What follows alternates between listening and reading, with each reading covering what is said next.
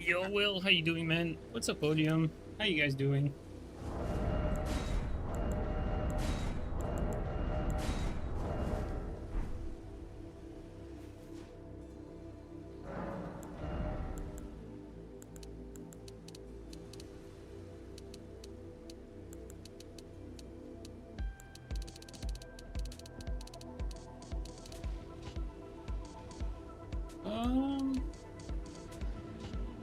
We go like this. I think we go like this. Try this out.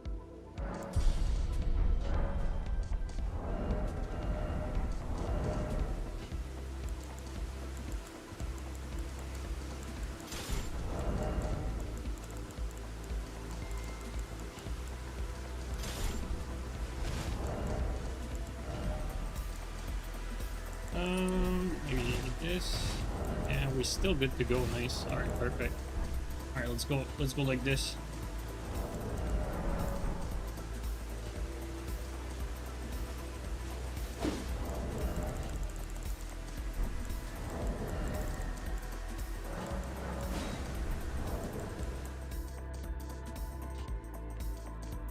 What's up, Isoka? How you doing, man?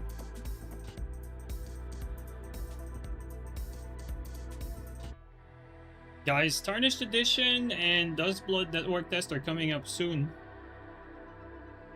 So it's not gonna be the same thing anymore, hopefully.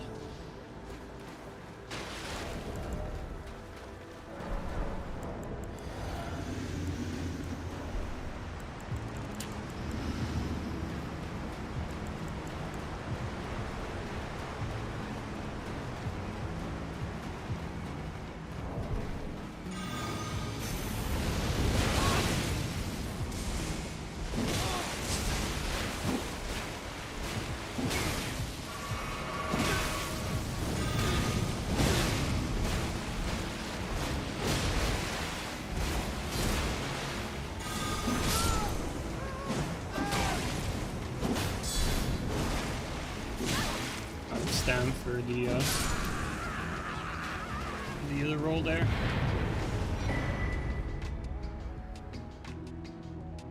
Tarnished Edition in 2 weeks. Yep.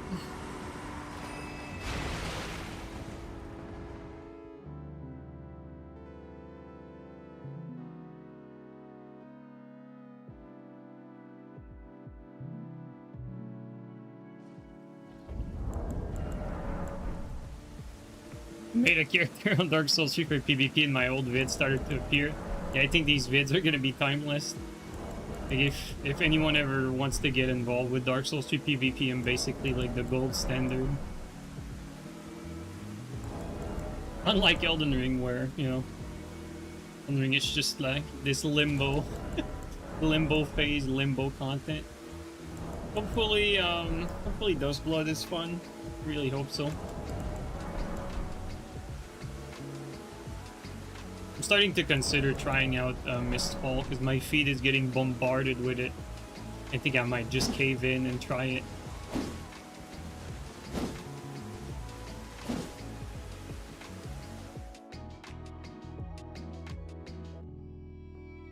Tarnished Edition will be so fun, it'll cure your depression. Yeah, yeah, you bet.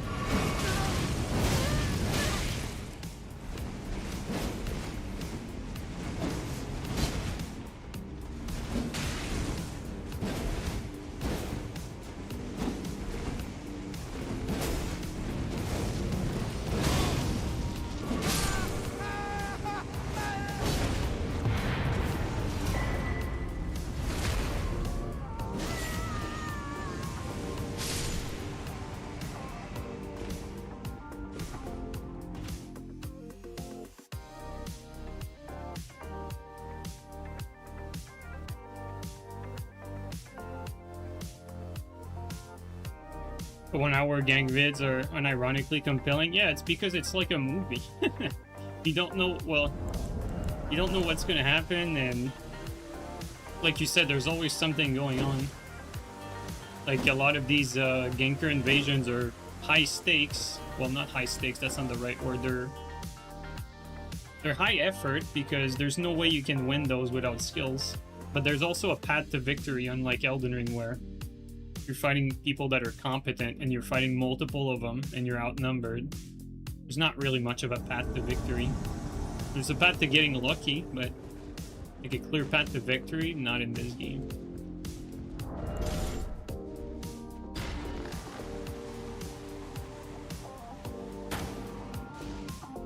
Wow, no hit there. Huh.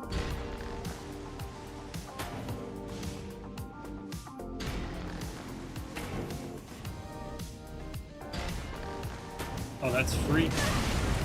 Wow, he fell to the side. I feel like I'm always unlucky with those.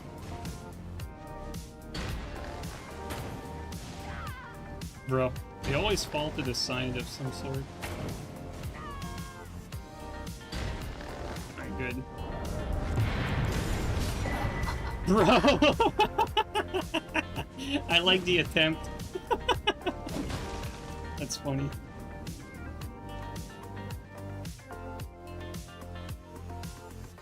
You could see also, like, I don't know if you guys caught it, but there was like a glimpse of the plunge animation. And he tried to plunge me. I think he knew the invasion was over and he just went for it. You gotta respect it.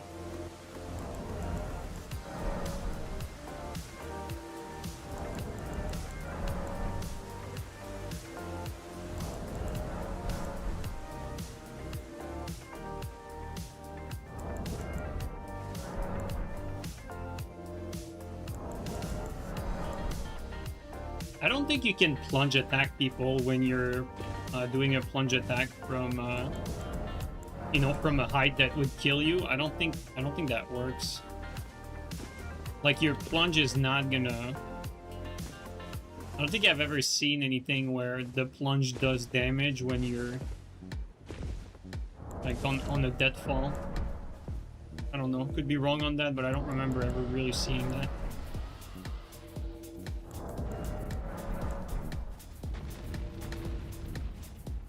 Music playlist with Dark Souls 3 top tier, yeah.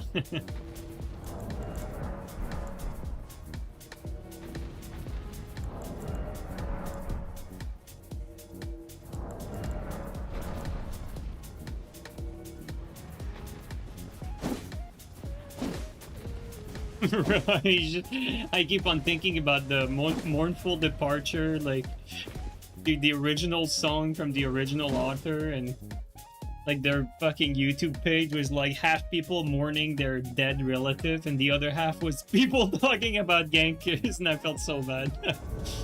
Oh man.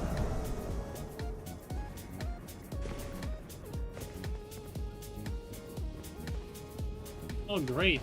A desync dragon and a Tontus tongue that's just got closed. How original.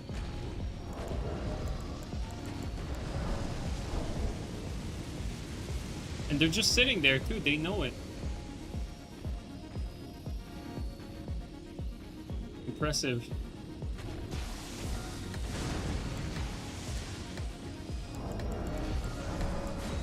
Oh. I'm not gonna waste my time here. There's nothing to be done there.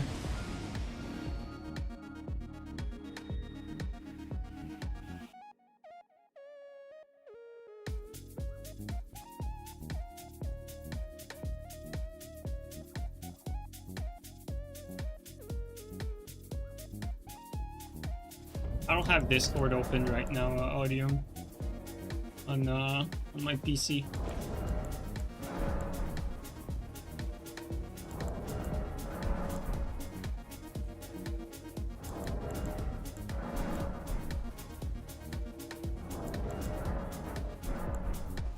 See, like, I think that's one of the biggest reasons why I could never really get into Elden Ring. It's not my style to leave an invasion like that. But, like, over time, you just learn that it has nothing to do with how good or bad you are. It doesn't. It's just the game is flawed fundamentally. And so you learn to not waste too much time with invasions like that.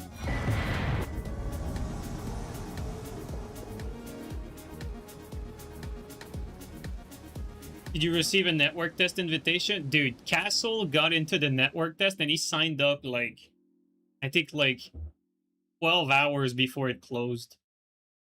Like, I don't think I know a single person who didn't get in. Like, legit, I don't think anyone who signed up didn't get it. Which, on the one hand, you know, it's nice, but on the other hand, it goes to show that maybe they didn't receive as many as they thought they would. You know? Applications, I mean.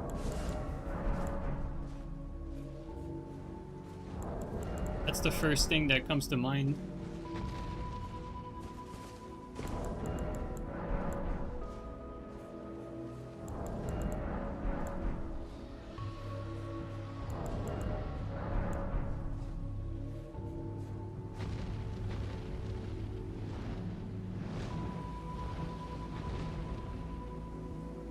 They expected a cult devotion after Elden Ring, maybe?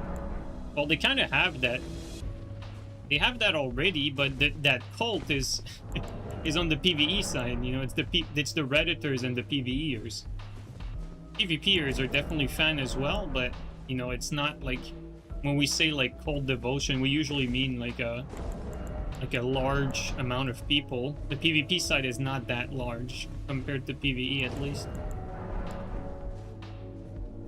When is the network test? You know what? I don't even know by heart. I think it's the 22nd. I think it's the 22nd. I still don't know if I'm gonna be allowed to stream it or not. I know Castle is probably gonna stream it anyway, because Castle doesn't give a shit about, you know, his Twitch account or anything like that. So he might just eat it up and just take the copyright strike. If he's not allowed, he might just stream it anyway.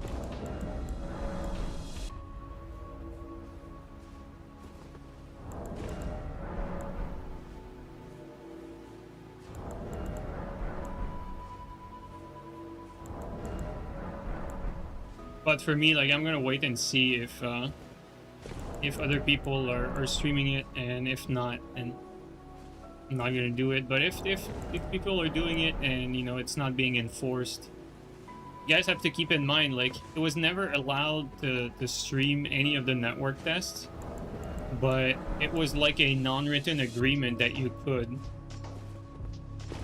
Like, I remember, I think it was Peeve and Oro said that it's been like that ever since the Souls franchise was a thing. Like, there was always a disclaimer to not stream the network test or make vids about it, but it was never enforced. Probably voluntarily never enforced, but because it's Nintendo, it could be different. We don't really know. It's gonna be hard to say. You know what? I remember this guy just healing in duels and shit. We're not gonna waste too much time on this guy. We're gonna shit on him really quickly. I actually have a nasty build today, so I'm gonna destroy him real quick.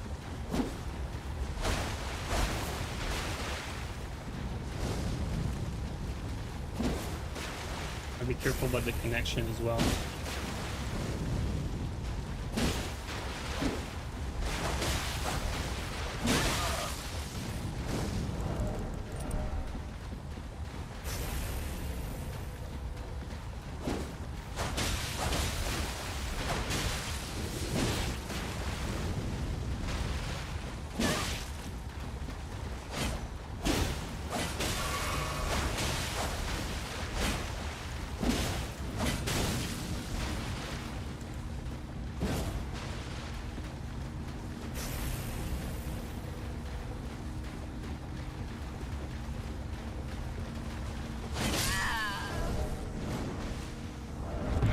Wondering why the TS from the get-go, like, this guy snipes like pretty much every stream and then usually heals in duels, so I'm not gonna waste time on this guy. Like, I'm just gonna, you know, take meta out, kill him really quickly, move on.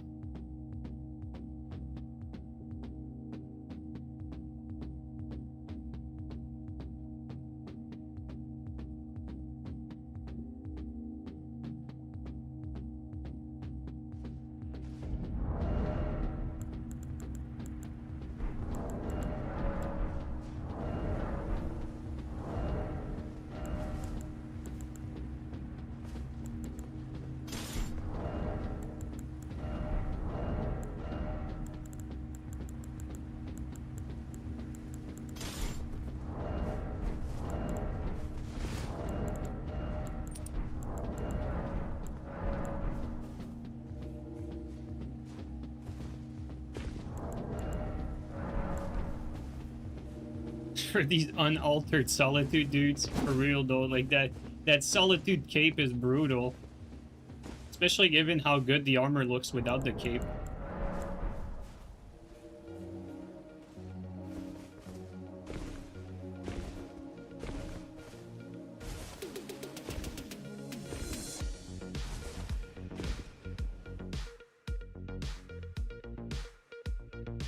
Have I ever touched Dark Souls 3 off stream for the last couple of years?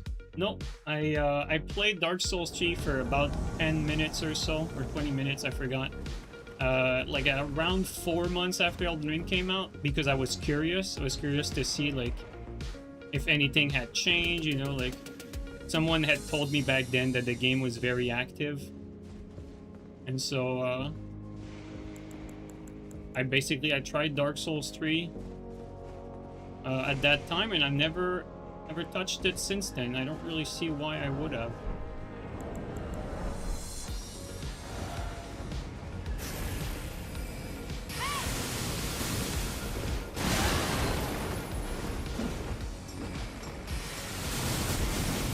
Ooh, the camera there just...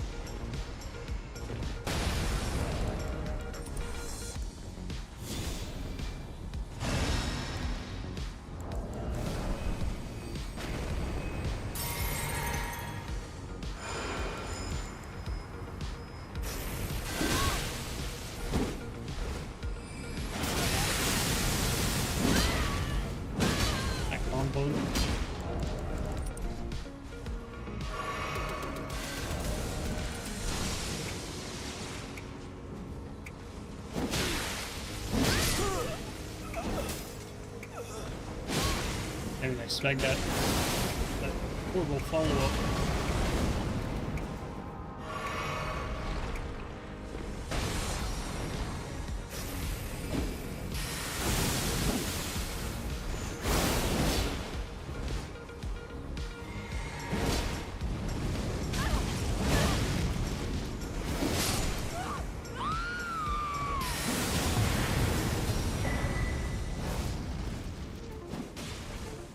The latent one was the last one.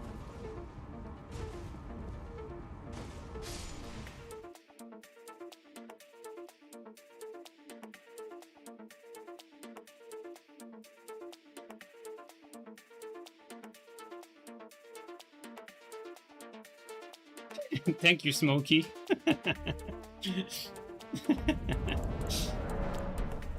Yo, Aaron, thanks for the Prime resub for 15, man. Nice to still have you around, dude.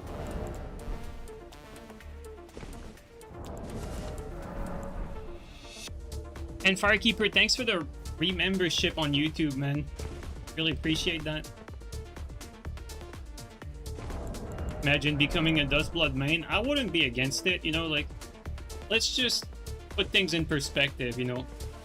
Worst case scenario, like, we play the network test, the game is not very good. I end up selling off the Switch 2. And, you know, we just move on from there. Best case scenario is, you know, Duskblood is 60 FPS.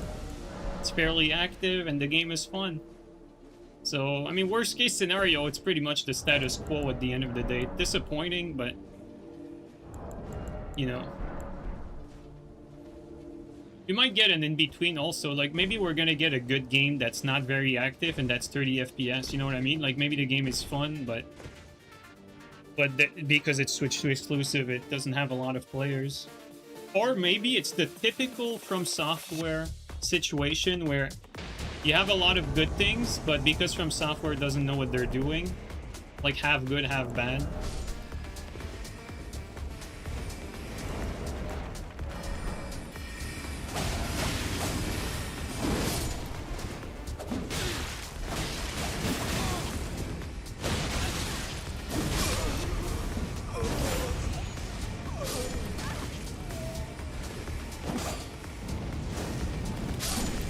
Bro, he walked into the fire. Kind of funny.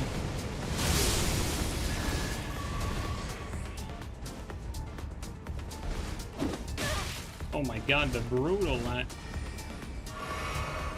Oh, I cannot believe I got that. That's crazy. Holy lag, dude. That's nuts.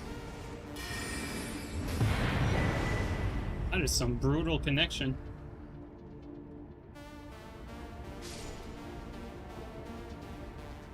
Yo, Muzone, how you doing, man?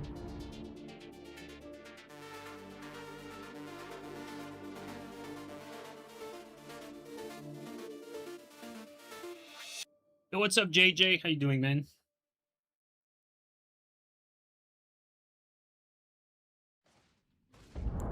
Yeah, we'll see. We'll see about Duskblood. I mean, like again, I don't think it's wise really to have any expectations because it's not like when Dark Souls 3 came out or when Elden Ring came out where I think it was fair to have high expectations because it's from Software, it's their big project. You know, the games that they had released up until that point were very compelling, very good. And so, you know, you had high expectations. With something like a Night Rain, I think it was fair to have lower expectations. I don't think Night Rain was bad, but you know, if you were expecting like something insane, like, you know, of course it was never going to deliver that. I think we're about in the same boat with Duskblood. I think we should be expecting like a Night Rain type situation, except, you know, PvP game. But we'll see. I mean, only time will tell. We're gonna find out soon. Like, it's only in, I think, a little over a week. We're gonna figure out with that network test what's Duskblood all about. We still have not seen a shed of gameplay. We have no idea what Duskblood even plays like. Like, we have no clue. I think the biggest positive thing to come out of Duskblood, though, is that I pretty much like reassembled the old Dark Souls 3 squad. Like, I have basically a group chat with Gabri, Castle, and Nash, and so pretty much all the old Dark Souls 3 all the old Dark Souls 3 heads, and apparently we're all going to be playing that Duskblood together. It should be a lot of fun. I mean, we're probably we're probably going to be streaming that with all the Dark Souls 3 heads. It's gonna be a lot of fun. For those who don't know, any of these guys, they're basically like all my friends from back in Dark Souls 3, and you know, everyone's doing their thing now because Elden Ring has never really grabbed anyone's attention as much for obvious reasons. But I'm pretty excited to get back to play with them. Although, to be fair, I don't know like how. You know, maybe we're not even going to be able to play with each other. That's the thing. Like, we don't even know what's the structure for Duskblood. Like, we know there's an 8-player limit, but like, are you even going to be able to play with friends? Like, I don't even think you can play in teams either.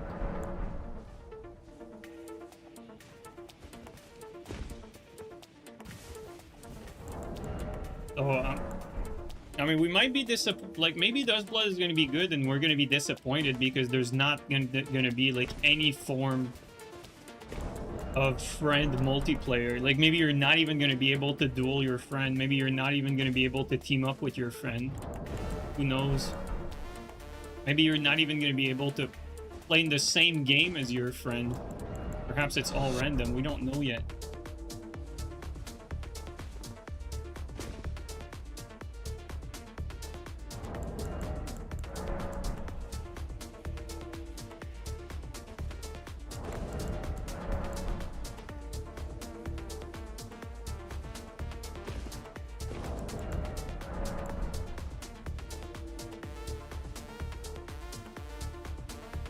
They confirmed this? They confirmed what, Firekeeper?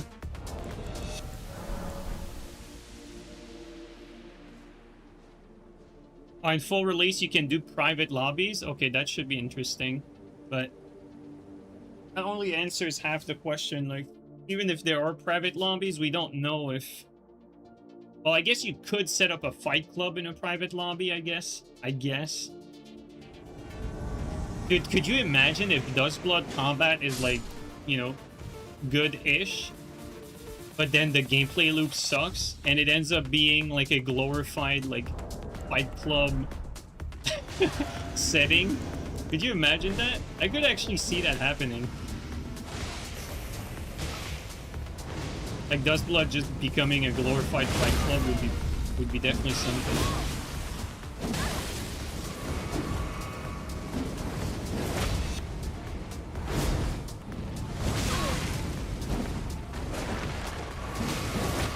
Ooh, I forgot this has eyebrow.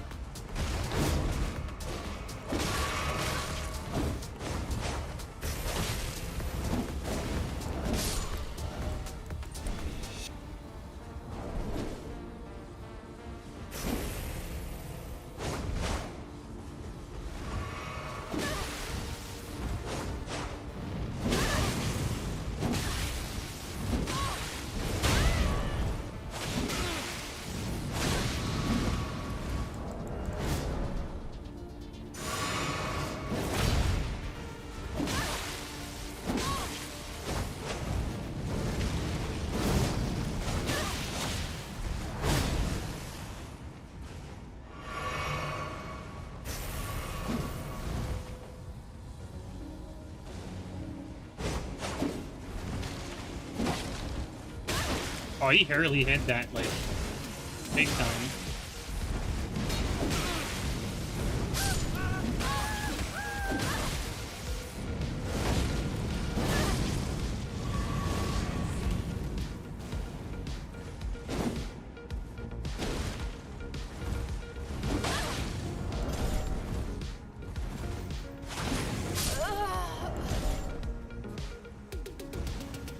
Felt like we played well overall. A few mistakes, but not too bad.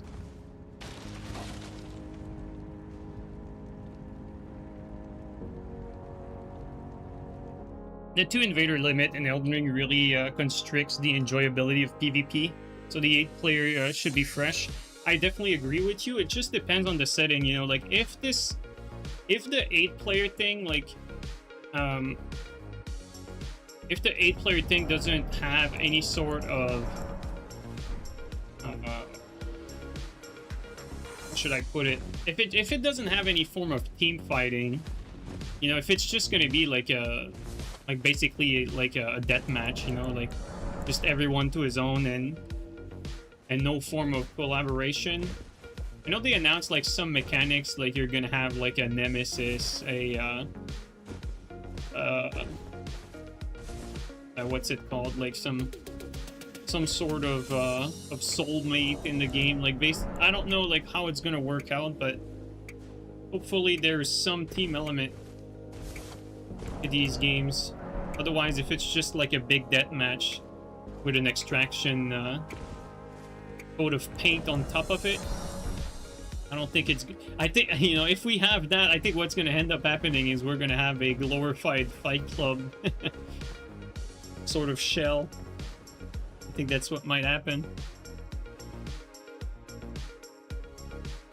What's your favorite place to invade in Elden Ring? In Elden Ring, yes, it's the Shadow Keep right after the Hippopotamus. Yeah, Shadow Keep right after this beast is the best place to invade. My favorite spot.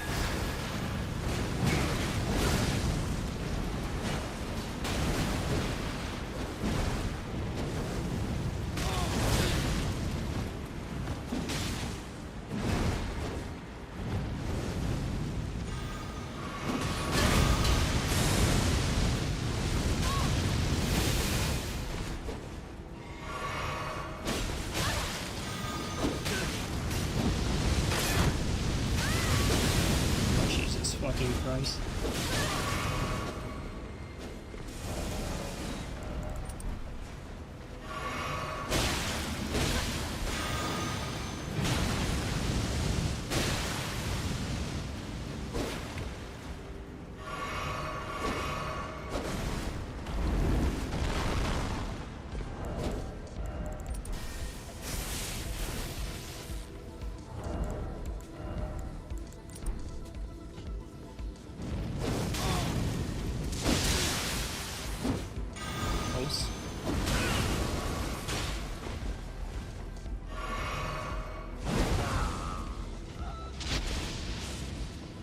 Oh, wrong way.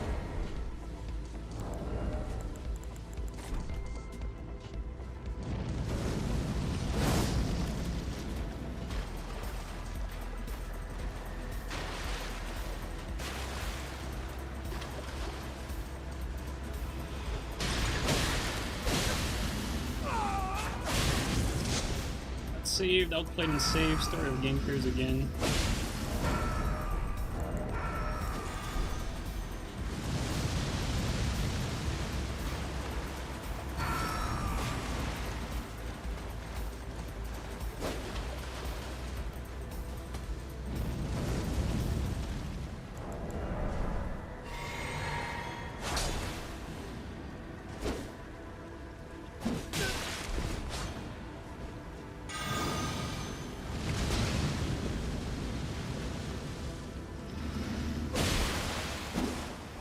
No hit there.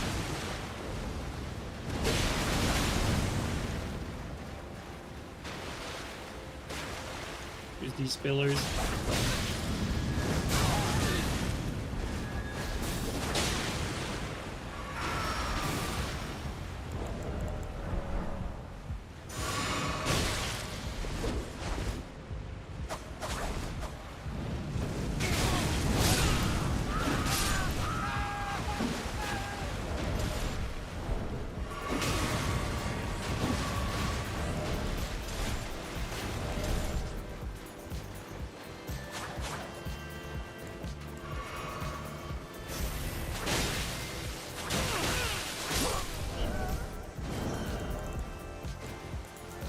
Poo-poo on forehead.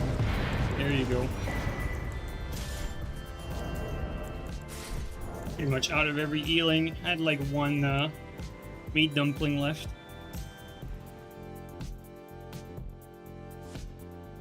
Yo, Cleve, thanks for the resub for 44, man. Really appreciate that.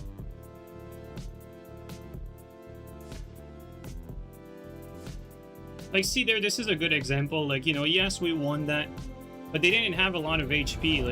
Like these guys ultimately, like, were putting a ton of pressure, even though they didn't really know what they were doing and their build was not very good. Like, you can take these same players, right? The exact same players, give them a half-decent build that has a bit of HP, and we're not winning that. And so, like what I was saying earlier, like, the structure of the game simply does not work, like, PvP-wise. It just doesn't. If you cannot do anything, like, really ever against multiple people, then the point of invasion is basically null for the invader.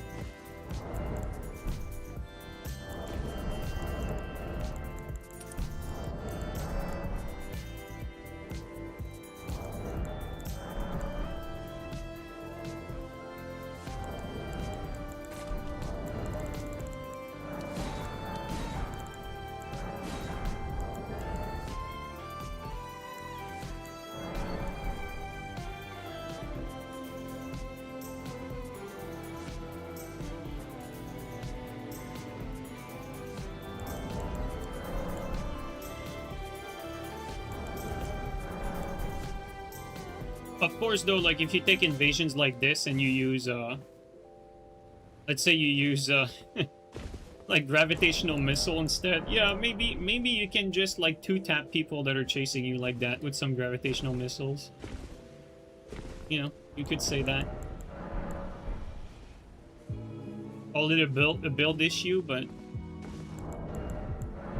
I don't think it's fair to say, well, gravitational missile can do it, so therefore it's balanced, you know. Were 1v3 easier in Dark Souls 3? No, they were harder, but the structure of the game was different. Like, nothing really has changed much in terms of difficulty between the two games in a 1v3 situation. Like, the difficulty itself of the encounter is no different. What's different is that your blueprint in order to achieve victory has changed significantly. Like in Dark Souls 3, the blueprint when you were in a 1v3 was your goal was not to kill anyone in a 1v3 situation in Dark Souls 3, because quite frankly that was just as impossible, if not more impossible, than it is in Elden Ring. In fact, I'd say it was even harder in Dark Souls 3 because you didn't have the crazy damage output that Elden Ring has. Like, you had to outplay people for a significant, you know, amount of time or a significant amount of hits. And so it was very unrealistic to expect to win a 1v3 situation. The blueprint in Dark Souls 3 to win a 1v3 was to survive. The only goal in a 1v3 situation was to survive until you got a second invader, a teammate. And now it became a 2v3 situation. Now the blueprint was, you are now in a 2v3. The goal is to separate the ganker's attention so that one invader is fighting a 1v2 and the other invader is fighting a 1v1. The guy who's fighting a 1v2 still has no chance of winning. Therefore, the goal for the invader who's fighting a 1v2 is, again, simply to survive. And the goal for the invader who's in a 1v1, his goal is to win. Because winning a 1v1 is purely skill-based and is very doable, especially in Dark Souls 3. And so every invasion where you would be outnumbered, ultimately, maybe you went through a lot of invaders, but it boiled down to the same principle. You wait out what the gankers are doing until you get some help, then you separate them. Separation is the key to victory, basically. And that does not exist in Elden Ring. The only thing that you can use to separate people in this game is the PvE, and it's pretty rare that you'll be in a situation, or you'll invade in a situation where the PvE is actually useful. One, because even if you do invade in a PvP prone area, even if the PvE is alive, you know, you're still talking about PvE, not a real human. And so first, like, the gankers are not gonna go into a difficult PvE spot, like, just willy-nilly. Like, they're gonna avoid it, they're not gonna go through it, or they're gonna pick off whatever PvE, you know, is there, like, from a safe distance. And so PvE is really extremely rarely useful. The only time where it's useful is when people are actually progressing through the game and they have, like, no choice but to get involved in there. But even the no choice part is, you know, it's not really true, because they do have a choice. Sometimes people that go through the game just stop going through the game when the invader is there, and they just try to fight off the invader without ever going near the PvE. So the PvE, like, the game structure doesn't work. Like, the invader structure where the PvE is supposed to help the invader, fundamentally it doesn't work, because even when the PvE is there, which is, quite frankly, like maybe 10 or 20% of the time, like most invasions you never have PvE, but even when it's there, you don't actually get the benefit from it most of the time. Because the people that have a slight clue about the game, they're not going to go into a big PvE filled area, you know, to then have the PvE help the invader. It just doesn't happen. So the PvE is useless in practice. And now all you have really is another player to help you. And obviously in Elden Ring, you cannot have that unless the quote-unquote gankers are willingly setting up a situation where, you know, it's them and their friend against you and another invader. So unless the gankers specifically set up a 2v2, you're not gonna have, you know, any teammate ever. And so that's why invasions are somewhat pointless in Elden Ring. It's that the structure itself does not work. It simply doesn't. There's no point in really attempting to invade, because you get nothing from it, and your chances of victory are completely out of your control, because the game structure itself does not work. So that's why, you know, that's why Elden Ring was really always doomed from the start, no matter what they did to it. And it's unfortunate because, you know, as far as gameplay is concerned, like moment-to-moment combat, Elden Ring is quite good in that regard. Like, Elden Ring has some good basis, you know, with the crouch attack. You know, a lot of weapons are interesting, they're viable, have good movesets. A lot of the, you know, hard stuff, Elden Ring has done it pretty well. Like, it's not like Elden Ring is bad, you know, like PvP-wise on every front. It's very good on some important aspects, especially combat, but, you know, obviously there's some balance issues, because From Software doesn't really pay enough attention to that, doesn't really understand it for the most part. So you get stuff like, you know, projected eel or blind spot or dueling shield, or some things that are completely, like, outrageously obviously broken to anyone that plays the game. You know, stuff like that makes it to the final game somehow, or like BHSTS, you know, stuff like that. But, you know, aside from that, you know, the combat is not that bad. Like, if it wasn't for the, you know, the eye armor priority and you know, the no poise damage on second swings for most weapons, you know, it's very easy to fix the combat in Elden Ring, is what I'm trying to say. Like, only a few tweaks and you'd have an amazing, like, base combat. But, you know, even if you do these few tweaks, the game is not going to magically, like, revive it, because it's fundamentally flawed like on a blueprint basis, like the way the game is played PvP wise, there's no fight club. So if you're someone who wants to duel in this game, you go to the arena, and the arena, quite frankly, is just not a good map. First of all, to duel, there's no variety in the map.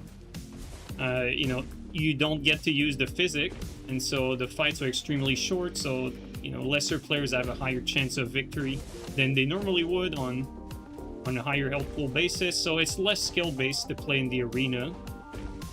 And then, you know, the other alternative would be to set up fight clubs, but fight clubs in this game don't exist because of the player limit being lower. And then finally we get to basically PC exclusive, like that's what people actually do. So you have a small portion of players who realize that the game is not viable at its core for duels, and so they create mods for duels.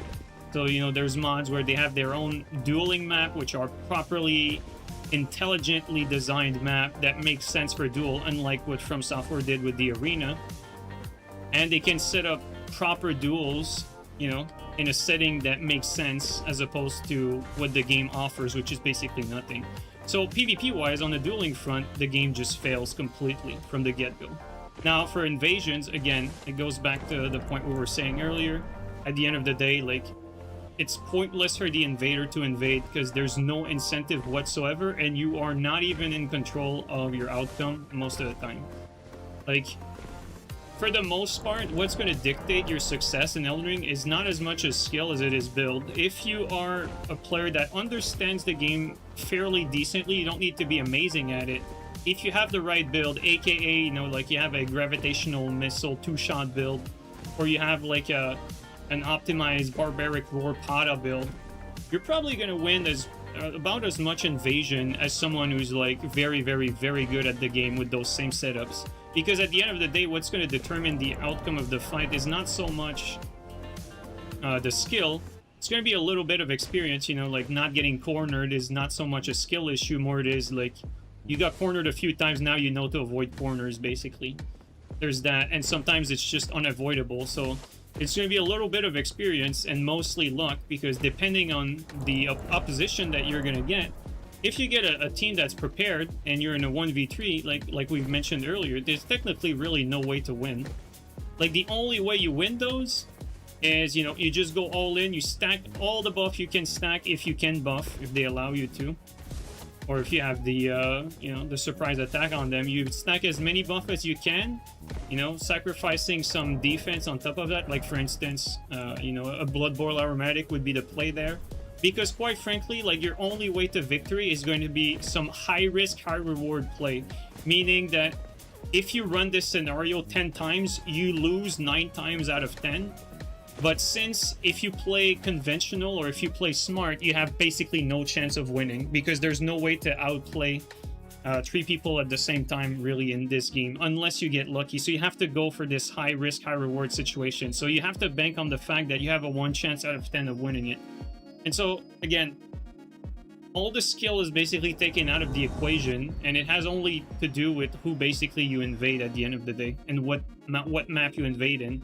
And so to go back to that, it makes it so that, like, over time as a player, you start to notice like what type of invasions are just straight up unwinnable, and it feels pointless. It feels pointless to even attempt these invasions. Like, an obvious example is like, okay, you invade a group of 3 people that are ganking in Patch Cave, or like in the cave right before Rykard. Or like pick any room that's like closed, like, you know, the Radon Beach, like any location that's closed off. Like, over time you learn that there's basically no way to win these, like, reliably. There's a way to get lucky. Maybe you're invincible when you spawn and you happen to have a 1-shot Dragon Dread build. You could technically get lucky and manage to kill 2 of them right as you spawn. It's possible, but, you know, it's basically never going to work on them twice, because they're going to adapt to that, they're going to have Endure the second time, and you're basically never going to be able to kill them again with that same, like, quote-unquote luck. And so the whole endeavor of invading is sort of pointless in this game.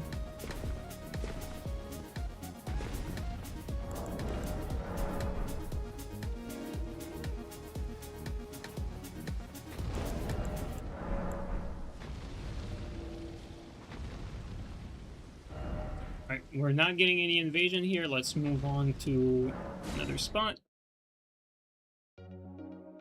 These 3 areas were so much better. Well, Dark Souls 3 had PvP hotspots. So you had like maps where it was sort of understood that PvP was going to happen there. So you had a cluster of more PvP oriented people that played there. And so, again, going back to the structure of the game, when you were invading and your goal was to survive, not only your goal was to get a teammate, but you knew also that you had a very good chance at getting a capable teammate on top of that. Because in the PvP hotspots, really only the capable PvPers would basically gravitate toward these areas. And so it was quite common to get good teammates for invasions too, which made the whole thing like more realistic as an endeavor to like win an invasion when you're outnumbered. Question about controller. Do you use a standard DualSense or something more custom with more buttons? Well, I used the default controller for the longest time, and right now I am using a PS5 Pro controller, but I'm not using any of the paddles. Like everything I'm doing is on basic controller, basic layout. The only reason why I'm using the Edge controller is that, you know, I go through so many controllers over the years. This one has lasted me the longest, and when the stick, you know, eventually break, I'll be able to change them. That's the only reason why I'm using it. So for me, like, the controller I'm using is mostly like based on cost as opposed to any features that I need. Don't get me wrong, I tried the Battle Beavers, you know, the clicky buttons, click triggers, that sort of stuff. I guess you could say that for the Edge controller, I am using the shorter trigger, you know, little function where you can just tap it slightly and you don't need to press it the full way down. I guess you could call this like somewhat of a small advantage. I guess that's really the only feature that I'm using that's actually like a quote-unquote pro feature. But to be quite honest, I think it's not really relevant. And again, I'm using the default layout, and if I'm being totally honest, the default layout is extremely suboptimal. Like, default layout in this game is bad. And the only reason why I keep using it is that at this point, I'm too far deep into the game that the muscle memory is so ingrained that there's no way I'm going to relearn another button layout. But technically, if you're starting out, if you don't feel comfortable with what you currently have, dude, you should absolutely like customize your button layout to something that makes more sense. Perhaps having crouch on a face button, whether it's triangle, X, you know, square. Doesn't matter, whatever you're comfortable with. But I would say it's a good idea to do that.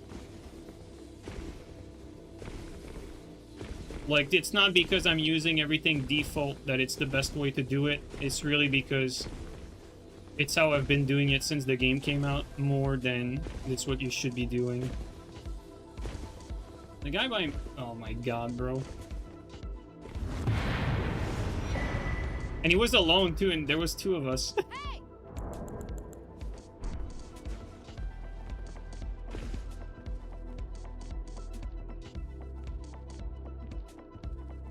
Was your real question? You have a lot of trouble with crouch? Because it's extremely unintuitive. Like, you shouldn't... Like, the whole, like, crouching on the stick, it's like we learned it that way, but it's bad. Like, it's not a comfortable... It's... I think that the thing is the game was not designed around you crouching a bunch of times, like, in a row like that. This was not part of the design when they made that. They probably wanted crouch to be like you crouch once to get into like sneak mode, so to speak, and then you do like backstabs on enemies, right? That was probably initially the idea behind the crouch. I don't think they expected you to use it as like one of the main buttons, like jumping. It's like we crouch almost as much as we jump, right? At the end of the day in these games.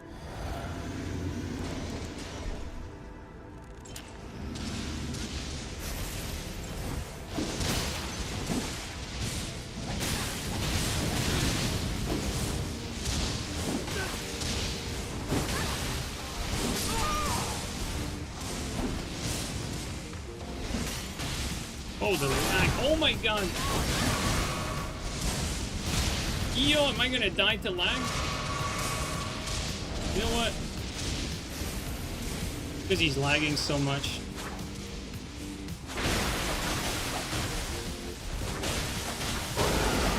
Oh my god. The guy is lagging so goddamn much.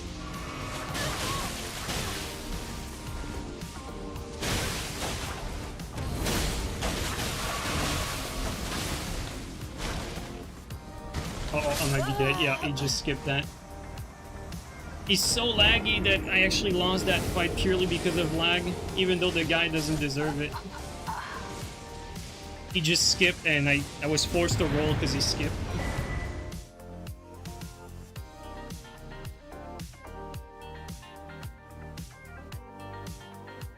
I mean, you know, we went through this whole, like, dialogue without even talking about lag. Like, you know, like you saw there, like, you lose, like, losing fights against people that are really bad, like this guy, purely because their connection's horrible. You know, that's an entirely different kind of worm. Like, there's nothing you can really do much there other than, you know, you grab Endure, you grab Auto, and, you know, you just spam Endure because they're going to be lagging through the whole process. But this guy had more DPS than I did because he was on bleed.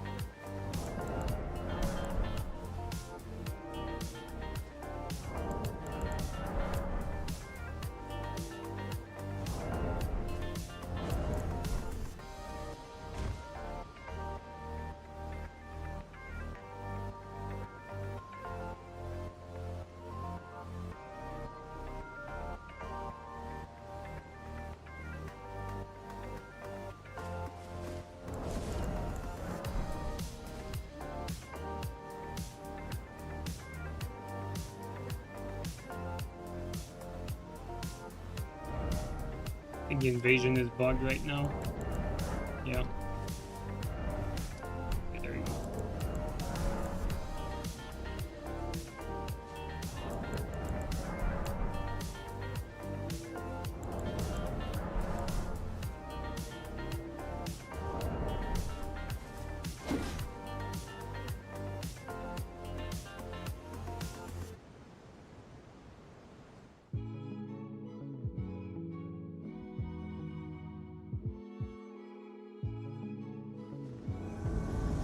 How many players in there? 2 players.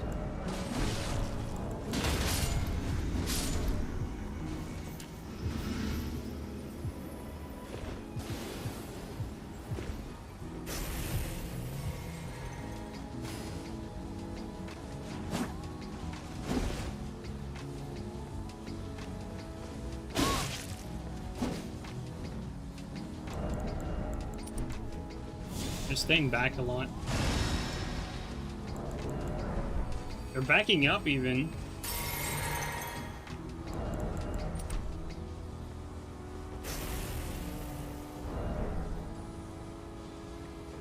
And the guy turned off the tongue, but we got a teammate like right before he closed it. Hopefully this teammate knows what's up. Dude, they closed the tongue like right as this guy spawned in.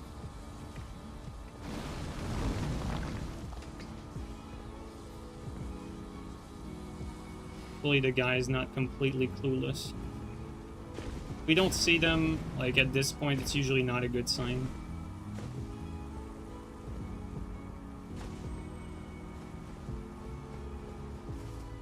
Probably a random that is clueless. Unfortunate.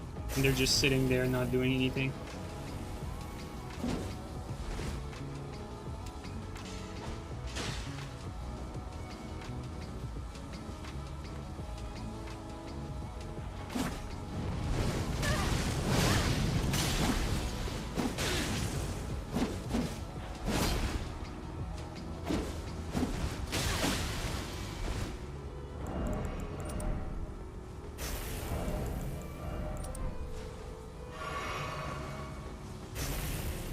Yeah, we have no teammate there, so they turned off the Tong, but... And someone sneaked in there, but it doesn't matter, because they're... probably, either really clueless or AFK. One or the other.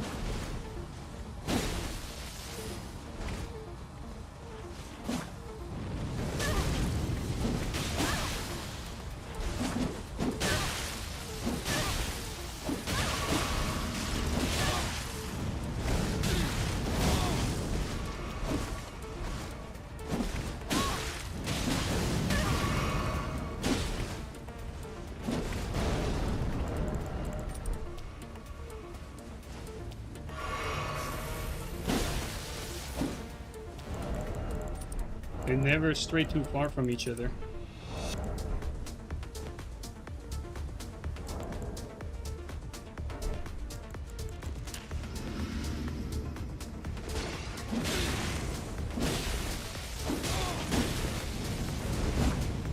Oh, clueless teammate is here.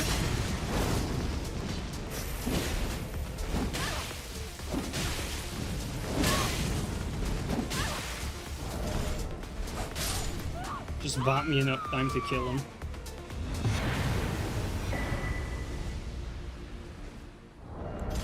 I just needed, like, you know, just a few seconds with one of them alone.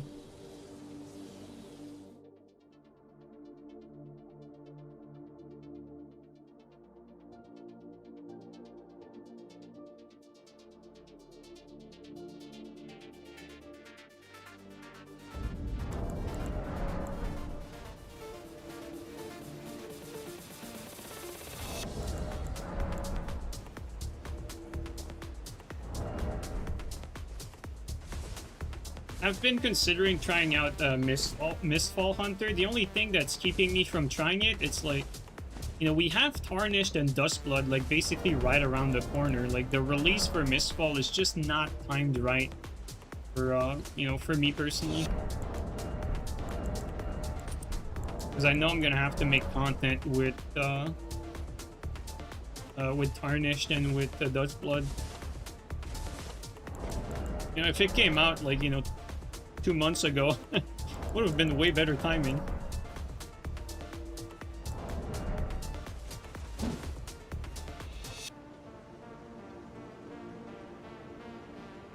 Yeah, Tarnished is only 2 weeks away, and the network test is like about a week away.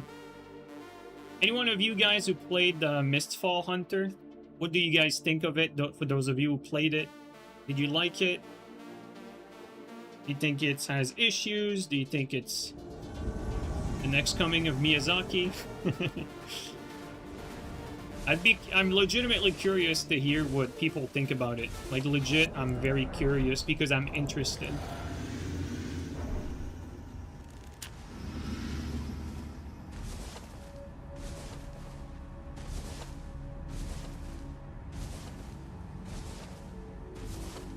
Nothing happened the last 2 years, then we get Tarnished and network test in the same week. Yeah, I feel like FromSoft is...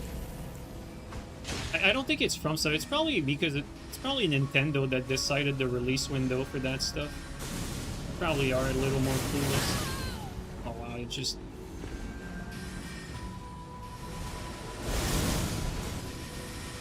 gonna have to move toward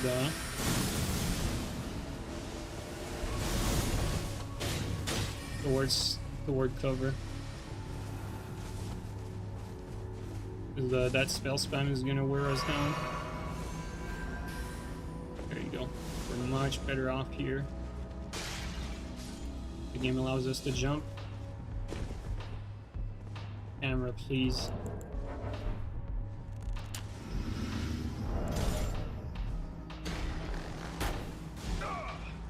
Might actually die in 2 shots.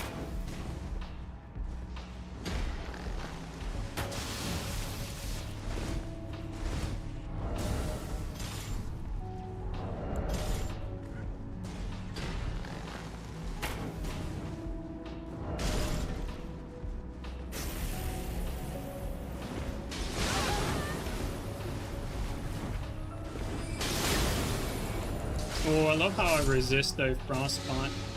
Very good. Even with with focus resist armor.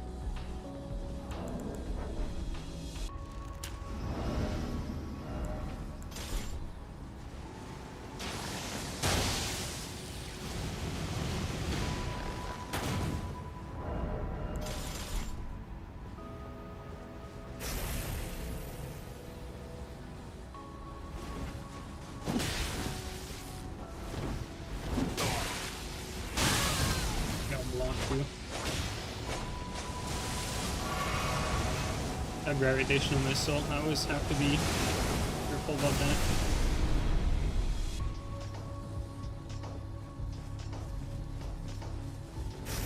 Can't play in the open though.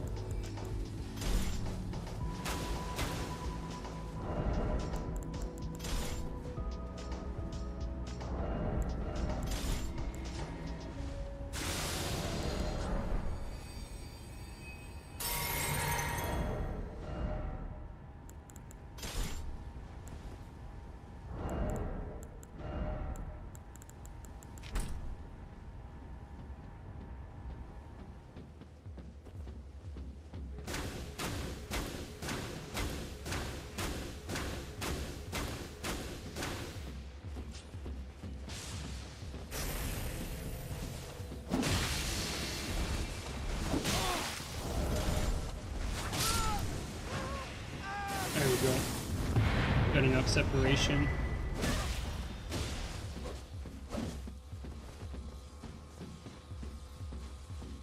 Yo, Kenok, how you doing, man? To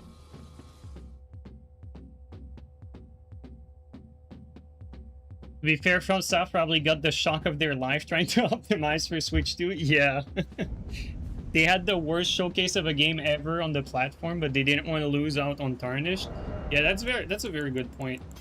Give me 1 sec, guys. I'll be right back. You show the build. There you go. Be right back, guys.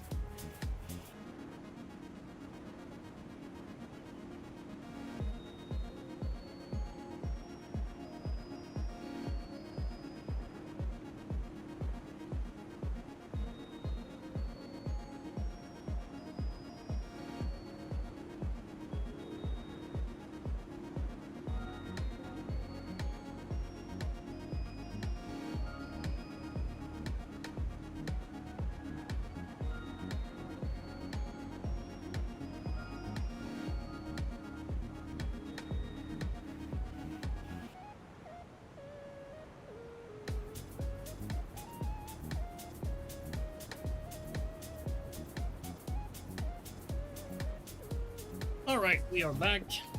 Let's keep going.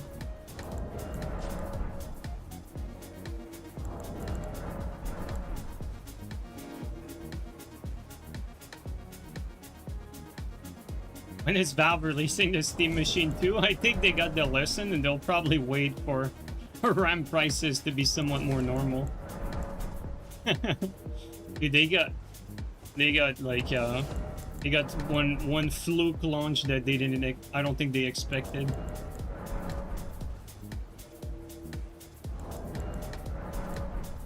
And quite frankly, I don't even know when these RAM prices will really drop. Maybe they never will. That's possible too. Like, because the thing with RAM, it's like, it all depends on like AI use case. Because AI just keeps eating more and more and more RAM. We're gonna produce more. Like, I think at some point, like, the market is gonna sort of balance itself, where we're gonna get to a point where there's gonna be more supply.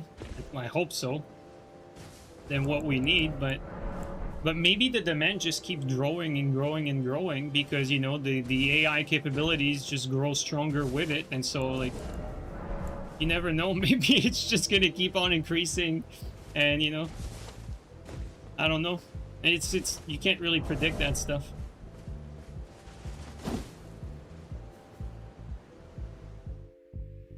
You need more manufacturers. It's basically an oligopoly right now. Yes, you're absolutely correct, Monkey.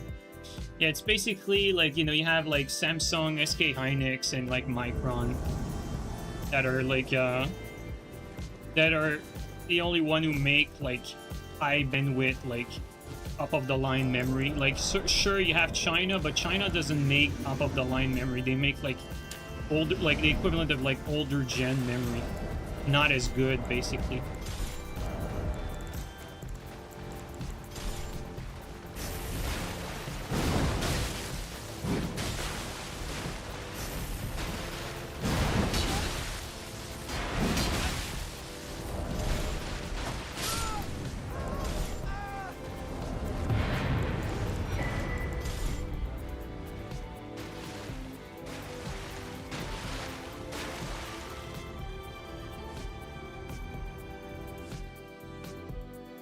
And, you know, like these companies that are making the RAM, they don't want to build too much, because they don't want to be the ones that are sort of holding the inventory. Like, they don't want to hold inventory that's unsold, so they're like slowly adding more and more like capacity to, you know, to build that RAM, but not too much, because they're scared that, you know, maybe AI doesn't like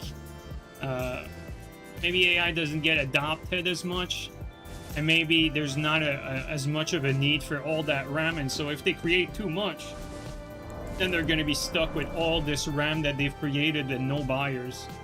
And then, you know, it could even bankrupt them if they're not careful. But obviously they are careful. That's why you don't see a lot of RAM on the market. So that, at the end of the day, like, we're the one like biting the dust. Like, we're the one that don't get, like, the consumers, I mean, that don't get to buy RAM at good prices. You can only buy it at the same price as these big data centers or whatever. Super expensive.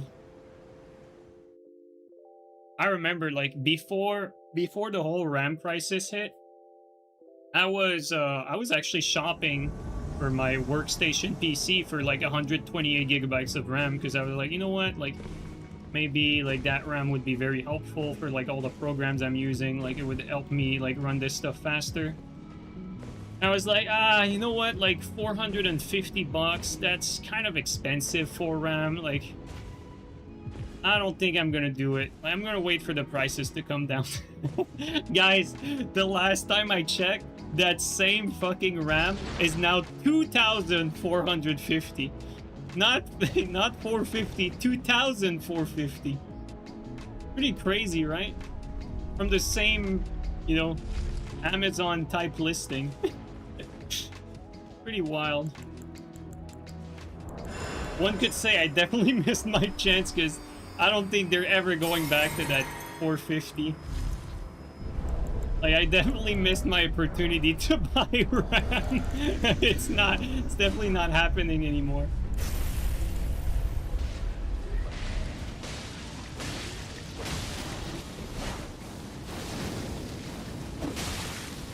Kevin, where are you going? Kevin doesn't want anything to do with PvP. Made the same mistake when you built your PC 1 year ago. You didn't buy enough RAM because you felt like it was too expensive. I mean, there was no way really for us to know it was coming. Actually, that's half true, because when the quote-unquote RAM crisis hit, like, you know, you could see it on YouTube vids and like everywhere on YouTube before the retail stores adjusted their prices. So like, you could basically go in Costco and buy like a laptop PC for old prices, even though the RAM crisis had just started. The pricing had not been updated at all the retailers.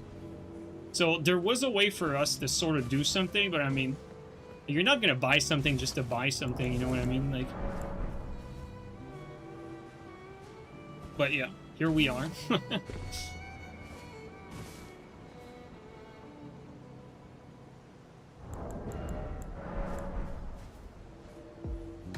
So happy you upgraded your PC in 2023.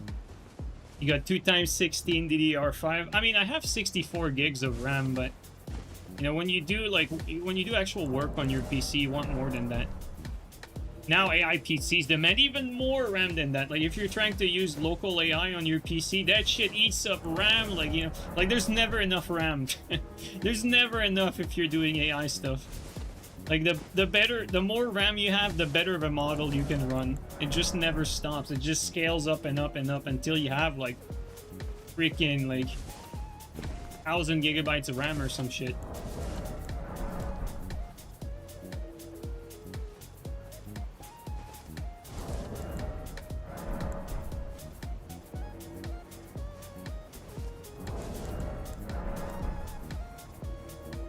Been using the same 16 gigs of RAM on your workstation for 6 years, bro. 16 gigs for a gaming station, that's enough. Maybe close, but that's enough. For a workstation, like 16 is just not enough. Like I feel like I'm bottlenecked by my RAM right now, and I'm at 64 gigs of RAM. Like right now, the bottleneck in my PC is the RAM for the work I'm doing. And for the softwares to not lag as much.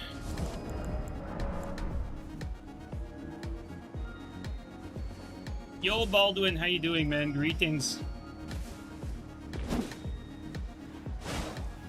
Greetings to Germany. Say greetings from, I say greetings to.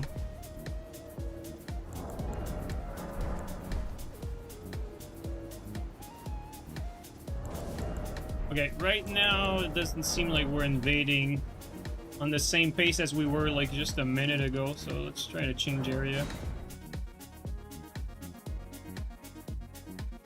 I also saw an interesting vid on YouTube recently. Like someone was talking about how, you know, like we sort of went, I don't know how much you guys know about like how games work, but you know, in the older games, like what would happen, and I say older games, I think Elden Ring might actually work that way. I think Elden Ring just has baked lighting everywhere. Baked lighting is basically like, you know, they simulate the light, not in real time. They bake like where the light hits on objects before like the game runs at runtime. And so it's like the light is on the texture basically. So most older games basically were made that way because it's more efficient. The visuals are usually not as impressive, but you know, with the tech and how good artists have gotten, like sometimes you can't even tell the difference because it's just very well made. But for the most part, you know, having the light like sort of baked onto, they call it baking, but having the light on the texture of the object was very common in older titles, and I think that's still how From Software does it. And you know, after the whole like baking lights era, we had the whole ray tracing era where, okay, like for the developers, it's not as much work. They don't have to bake the lights anymore. They can have like lights that are in real time, like the sun is actually illuminating from its actual real position and casting shadows on the map that are extremely realistic because the light is actually coming from there in real time. And so you can have like weather, time of day, etc., etc. So like the real-time lighting and you know, ray tracing and all the variant, you know, like they have lumen and all types of variant. Like, there's a bunch of them.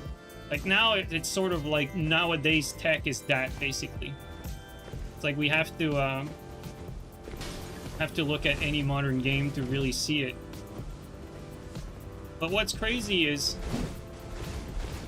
the vid I was watching, it was hinting at we might actually get away from that. Maybe ray tracing is not going to be the future anymore.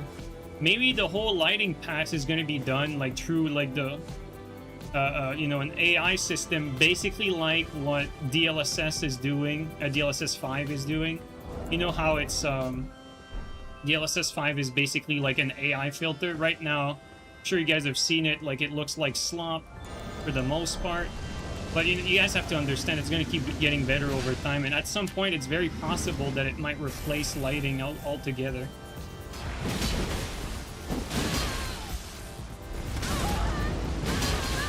Thanks for the help, bud.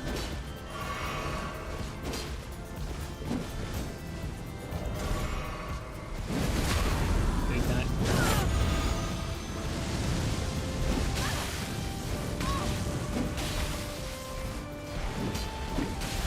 Insane lock on.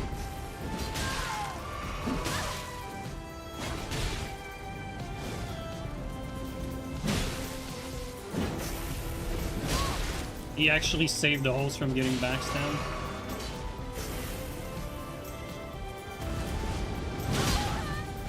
Oh, I thought I didn't get hit there. He got locked onto me by accident. He wanted the other red. Elden Ring jank right there.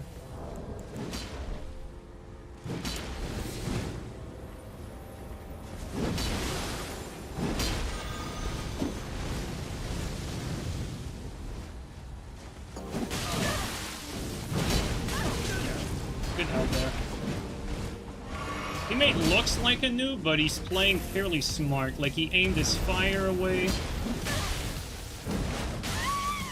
And he's doing way more than what I could have hoped for a random teammate. Even though he's hitting me a lot of times. That's fine, I'll live with it. If he's not there, I don't think we can aggress at all.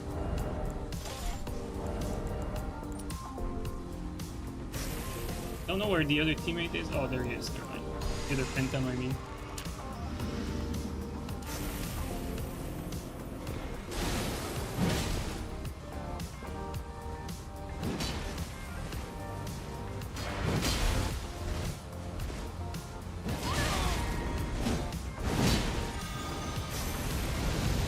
Nice.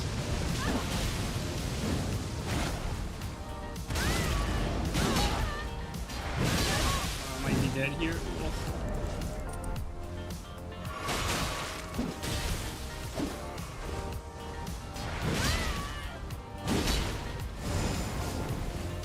Lock onto me.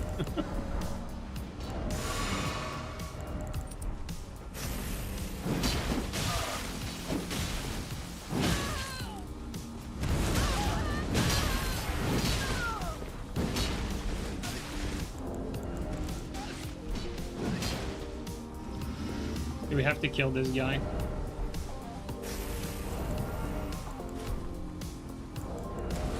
I can't anymore. Need help, teammate? By himself right now. Oh, he's playing smart. He's surviving. He's not dying in 2 seconds when he's by himself. That's good.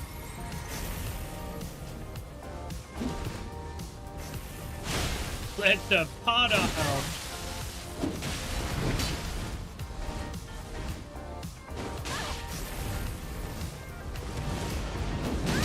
Oh, come on. Should have braided that. Oh, really? That early?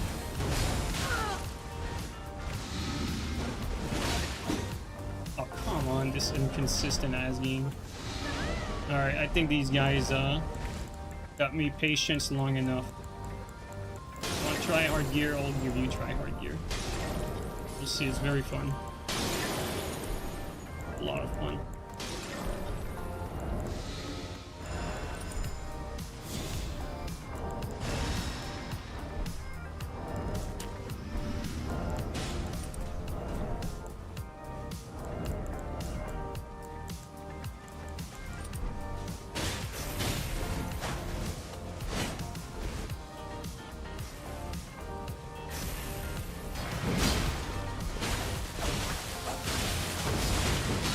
good hit. Should have hit them.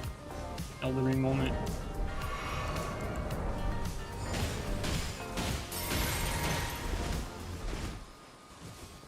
Oh, we're just gonna heal up.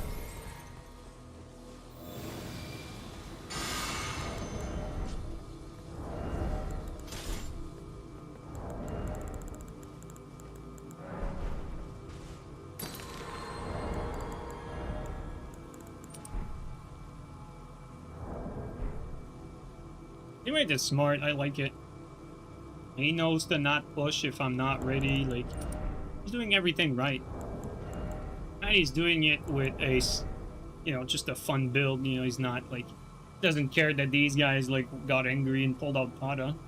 He's just doing his thing. Gotta respect that.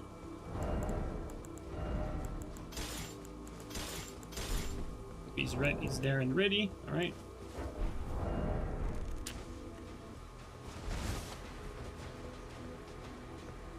Great players at work right there.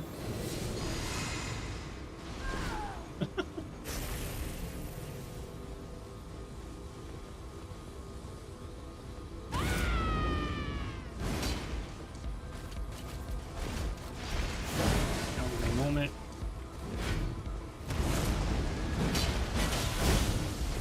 Take my input there.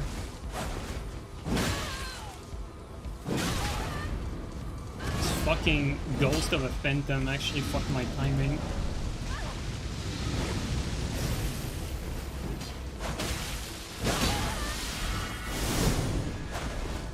And got scammed with a BS there. And shit, player goes down. Well played, teammate, surviving the whole way through. Well played, buddy.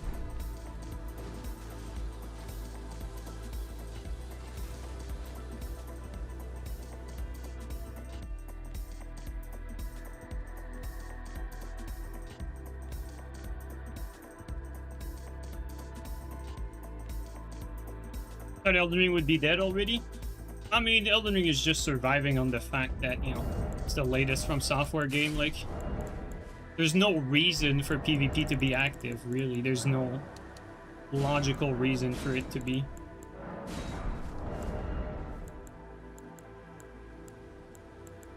It doesn't really have anything to offer, if we're being totally honest.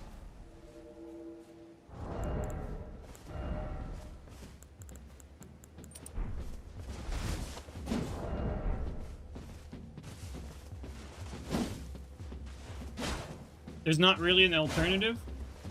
There's Mistfall Hunter. Sorry, I had to say it. I want to try it though, like jokes aside, like I actually want to try it.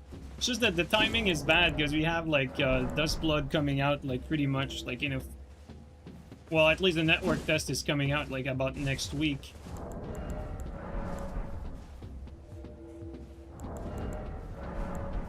This game is mid? You mean like Mistfall? Activity would be alright if matchmaking didn't suck. Yeah, matchmaking, you know, like... It's not just matchmaking, like, you know, I'm not gonna repeat the same spiel as we did, like, earlier in the stream, but I basically went on to explain why Elden Ring is fundamentally, like, never really going to be, like... successful PvP-wise, let's just put it that way. I'm not gonna go over it again. We were so hyped at launch.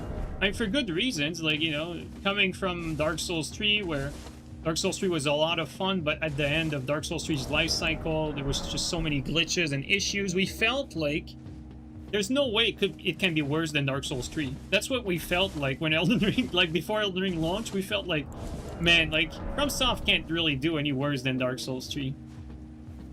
And, you know, in typical From Software fashion, a few steps forwards, but a few steps back in different aspects. And at the end of the day, you have a package that is better than Dark Souls 3 in some situation, but ultimately the whole experience is dragged down by the player limit, the no team invasion, the no fight club, which ultimately it makes irrelevant the fact that the game has better or worse combat. It's ultimately it boils down to that.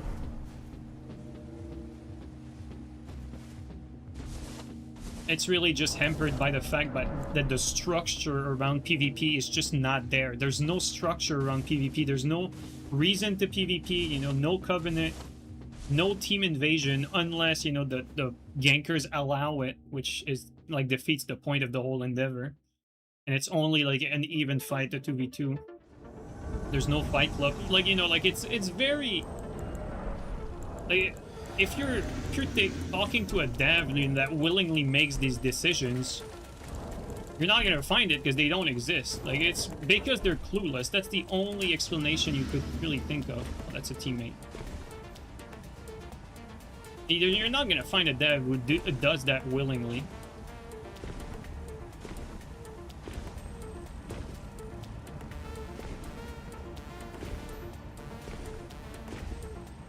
Now, it could be down here.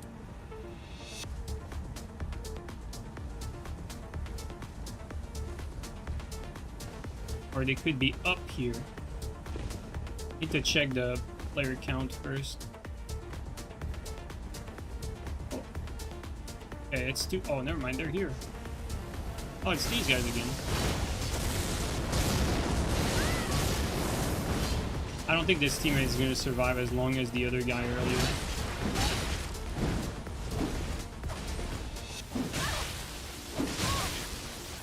It ate my input. I went for a flame strike after that attack.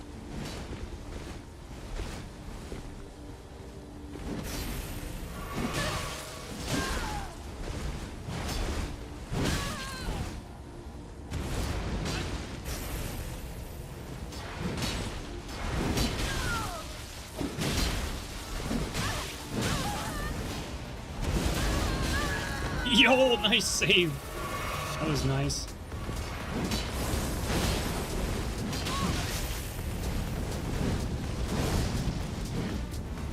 Hard to tell the teammate in the midst of all the spam. Oh, there's spacing moment. Hard to tell teammate apart when there's no glowing. Gotta be careful. Oh, he didn't mean to do that.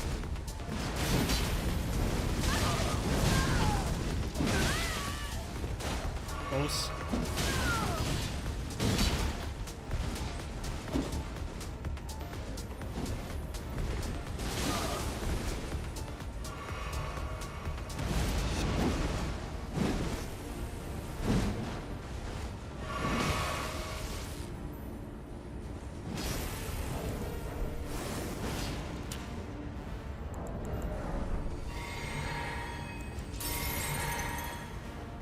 Oh, this teammate's actually pretty good too.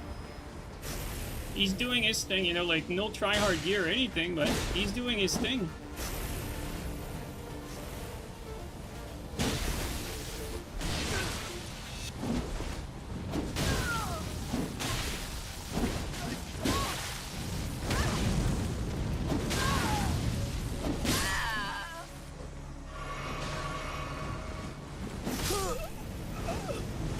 Bought me enough time.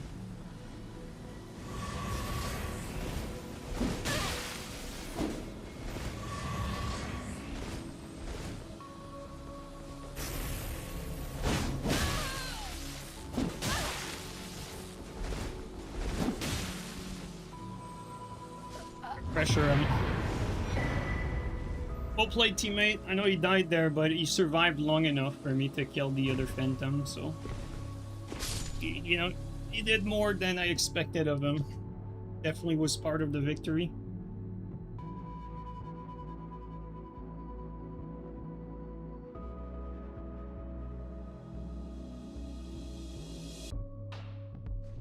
Don't think you'll buy a Switch 2? Honestly, if you're not a content creator, okay, so let me just restart. You know, we all, like, no matter who you are, we're all interested in Duskblood, right? Like, we all have some interest, even though some people won't get a Switch 2 for it. We're still curious to see how it's gonna turn out. I was not gonna buy a Switch 2. I didn't really pay for my Switch 2. I'm lucky enough that my friend Gabri basically paid for it. He was like, dude, I want you to play that with, with me, so, you know, we're in this together now, or whatever. He didn't say that, but it's basically what it means. So I'm lucky enough that I didn't get to pay for it. But for someone who has to pay for it, I perfectly understand, because I was in that position, like, you know, not so long ago. And I was not going to make the decision to purchase Duskblood.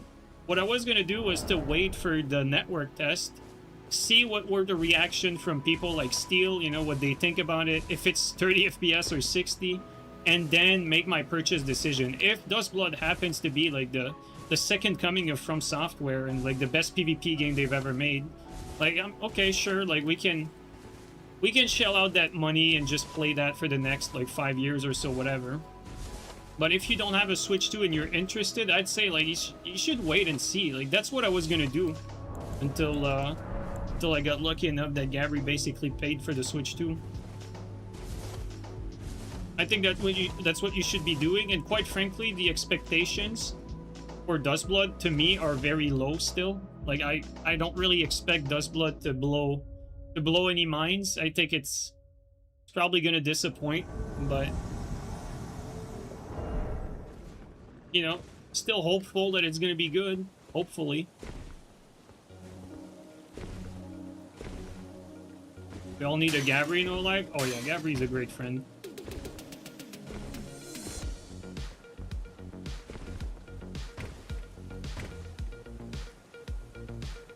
At least until the next main game. Yeah, that's true. Like, we didn't talk about this, but you know, Duskblood is not the next mainline game for FromSoft. Like, Miyazaki and the A Squad are definitely working on another like big title. We don't know what it is, but we know they're working on it.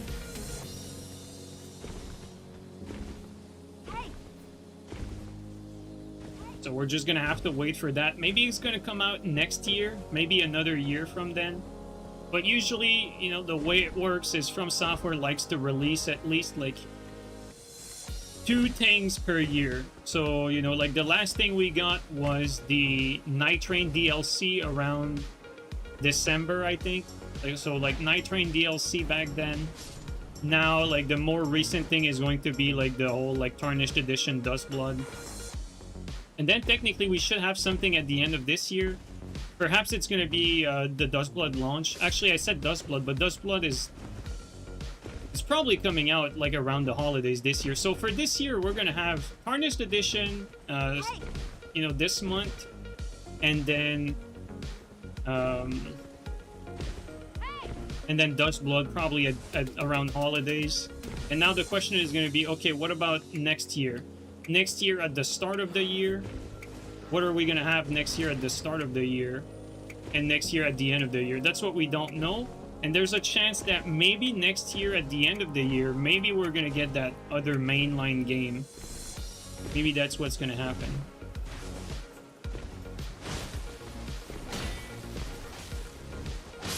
I don't know what's going on here. I think they're waiting for another teammate. Or another invader, I mean, to come. Night Train was great, but awful to play with randoms. I really liked Night Train, but I don't know if it's fair for me to say that Night Train was good, because I think the reason why I enjoyed it was because I mainly played with Cleve, you know, Hackrish, Canuck, Memrock, you know, like just I played with friends, and so like it's hard to tell if it's because Night Train was compelling or it's because, you know, it was just a nice, like, sub-activity to do with, like, Souls players, basically. That was, like, you know, semi-challenging. Not the most challenging thing, but challenging enough so that we have to, you know, to try to get the victories. Especially, like, what was fun with Night Train was the first time when the bosses, new bosses just release and you fight them for the first time, like the first run. That was fun. That's why I always felt like Night Train should have leaned way more on procedural stuff, to always have like new stuff each run. I mean, I'm not really like, I'm Mr. Obvious here. Like, every Redditor and their mother has been like basically giving that same type of criticism. Like, a game Night Train needs more like proceduralism to make runs like differ more from each other. You cannot have the same map like that. Maps need to vary like way more. Anyway, I'm not teaching you guys anything when I say that, but at the end of the day, I think Night Train was a pretty good game, and I think it was very successful, especially given how I assume that there was very little resources that was poured into the Night Rain project. I think it was just like really a side project with a very small team within FromSoft. I mean, it's pretty much confirmed by now. And so I don't really think I don't really think it's fair to expect Night Train to be like this full-fledged experience, given that. Alright, since there's no one coming, you know, these guys are just doing their thing. Having their moment. Oh, their character is not looking too bad. One sec.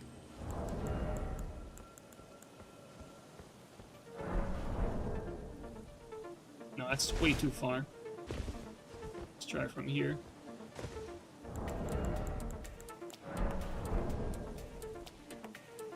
That's pretty damn good, I would say. And these guys did a pretty good job with the face.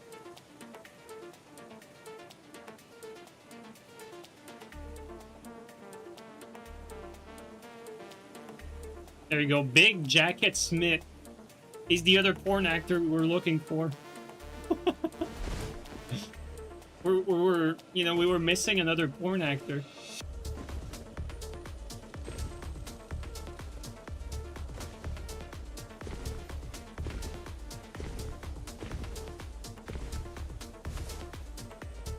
There you go.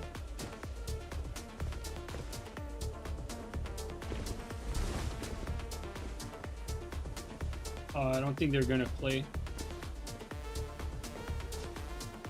Alright guys, let's just move on then. Oh, we did get a chance to fight them like 2 or 3 times, or I think 2 or 3 times, maybe even 4 times, I don't know anymore. Elden Ring movie will revive the player base. I mean, maybe there's going to be a small influx of players. Who knows? Or there's going to be some people that come back to the game. Unless the movie is really bad. That's also a possibility. You know, like, we assume that the movie will be good, right? I mean, genuinely, I don't give a single fuck about, like, any movie nowadays. Like, to me, like, the movie industry is dead. Like, legitimately, I don't watch anything anymore. Like, you know, the days of the Back to the Future, like the good old Lord of the Ring, you know, the Indiana Jones, like, you know, these days are gone. Like, there's no more of that. So anything movie related, it's like, I don't care whatsoever. I'm not gonna watch it. I'm not gonna watch even trailers from it. I do not give a single sliver of fuck. Player base don't need to be revived because Elden Ring Tarnished edition will save it. Clearly. Will Elden Ring movie have invasions? Dude, that'd be so funny. But I'm not gonna watch it, so you guys can tell me later. You also just watch old movies? I don't watch movies anymore, but if I did, I'd watch old movies. I do watch some anime though from time to time. Like, I really enjoyed the full series for Attack on Titan. That was just so good. Also really enjoyed Solo Leveling. Really enjoyed that one. You know, there's a few anime that I think are still pretty good.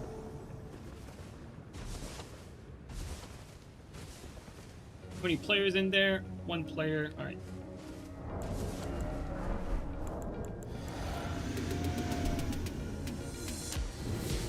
No physic there?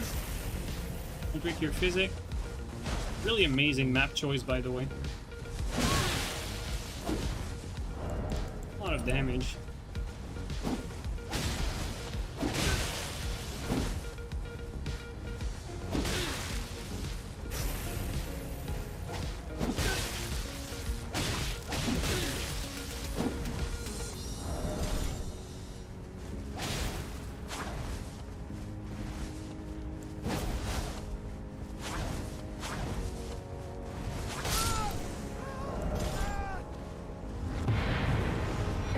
I think the guy just forgot the physics.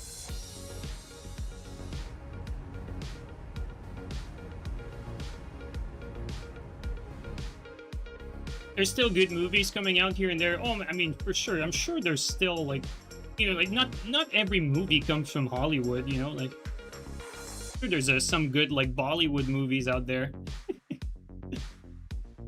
Solo leveling is fire. I'm glad you enjoy it, too. Like, I'm eagerly waiting for the next season. I really enjoyed it. What I'm probably gonna do when the next season drops is I'm gonna start rewatching all the seasons from scratch just to get a reminder of like where the story is at. But yeah, I'm very eager for that. I'm also watching right now I'm watching that anime where, I mean, I know it's gonna sound generic, but it's a fantasy anime where the guy, you know, he dies in his own world, gets reincarnated in a fantasy world. I know it's the typical start for the story, but now we're like a few seasons down the line. Like the story starts when he's like a newborn baby, and I think that is a pretty enjoyable anime as well. I'm not really good with these names. I don't pay too much attention to it. The character looks a little bit like the main character from Brotherhood Alchemist. You know how a lot of these anime characters all look the same? Well, there you go. That's what it looks like. Okay. I remember someone told me there's a way to get back to the other side without the door having to be open. I think I remember where I need to go. Let's do that. Jobless Reincarnation. Thank you. Yep, that's it. That's the title. Yeah, that's what I'm watching right now. The season that I'm watching right now, it's not as enjoyable as the other ones. It's very slow. There's not much action going on, but for the most part, this anime has been pretty good. I enjoy it.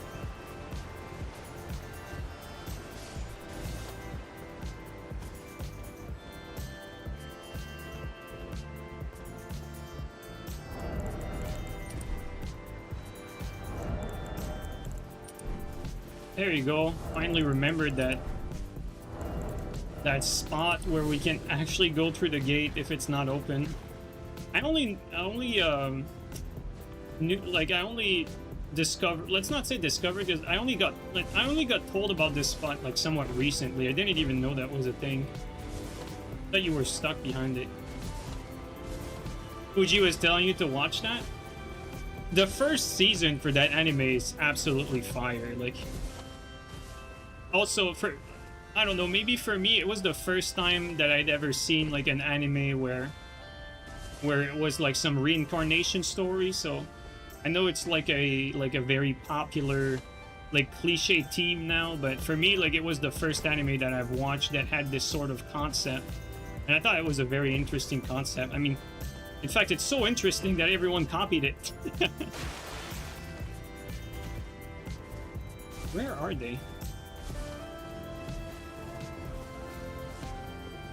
Bro, I think they're back to like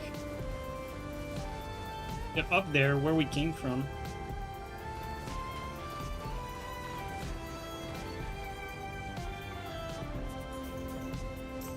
Also, like, keep your hands off El Zukin. What type of anime is that? If you guys have some like amazing suggestions, like, please go for it. Like, again, the only thing I watch nowadays is anime. Like, not a lot, but here and there, you know, like, if you're tired, you don't want to do anything, too tired to work or anything like that, you know, an anime, it can be a fun watch, relaxing or whatever. Yeah, let's try to respawn. Don't know where they are. Samurai Champloo I didn't like. I tried getting into it, I didn't like it.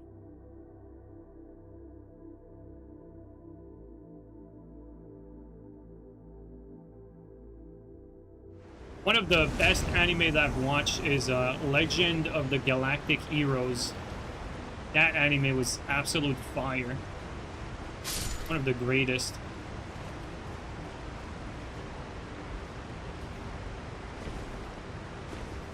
The new Ghost in the Shell is really good. Oh, really? That's interesting. There's one guy here. Oh, he's by himself. How did you even get there, buddy?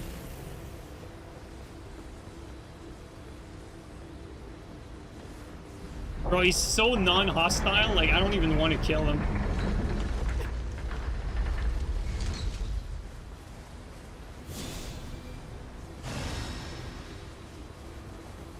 Alright, let's do this. Alright, well, want a physic. I think he should have done it without physic. It's my fault.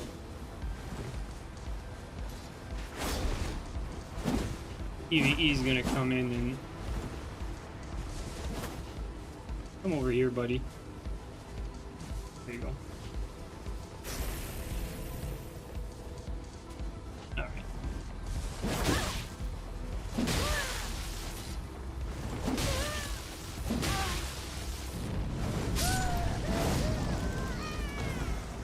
Oh, PvE was there. That's why I wanted to fight here. I didn't want him to get hit by PvE. The guy was like way too honest. I mean, you know, you have to respect it. You know, someone who's he's just playing the game. Like, you can't expect everyone to be like, you know, thousands of hours into these games. But, you know, he gave it a shot. You gotta give it to him. That's how you improve, by the way. Like this guy. Uncle from Another World was a fun watch for you, personally. I have not watched this one. I'm gonna try to remember it. Another one that I think is a must-watch, completely different. Prison School. Dude. One of the funniest anime. Like, I'm not really into, like, funny anime, but Prison School is just so good. Like, legit, it's really good. I'm sure most of you guys will enjoy it. Sure of it.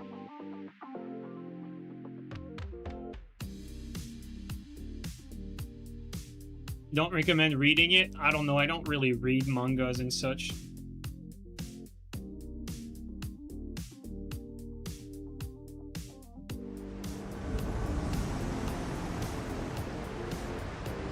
Not the same poor guy. Yeah, or not, you know. I mean, we can give him another fight if he wants to, but we're gonna give him his run back, but if we reinvade them again, like, I don't want to spend time, like, just killing this poor guy over and over.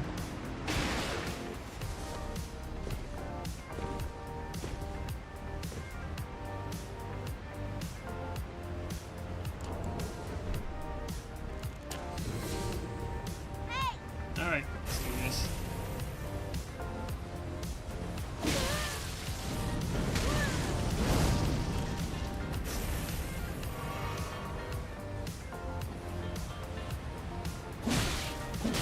He's doing no damage, man. Like,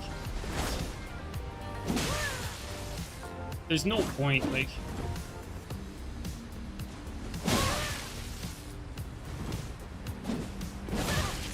Like, we can just sit there and spam. Like, that's the worst part. I think it's fair for him to heal. Like, he's doing so little damage.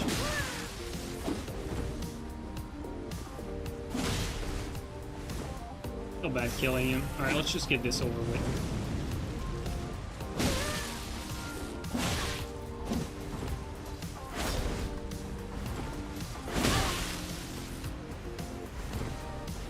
Oh, he's light rolling. Just noticed.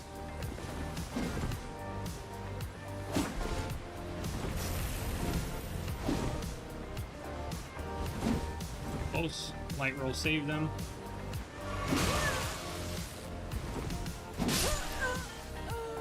Alright, we're just gonna leave him be from now on.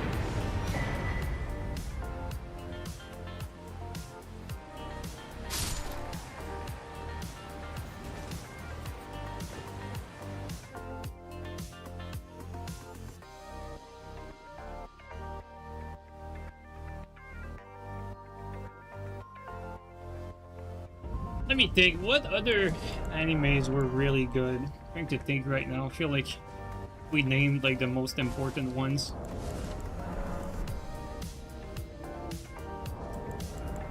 Oh, I mean, if you've ever watched Clannad, like, that's another classic. Not sure you're gonna enjoy it, but I mean, I'm just gonna say I've watched the whole thing. It's definitely something that I think it's an anime that feels like, I think I should describe it as like almost living an experience. Like Clannad was not really like consuming entertainment. It was like living an experience. It's like you feel like a different person after you've gone through it.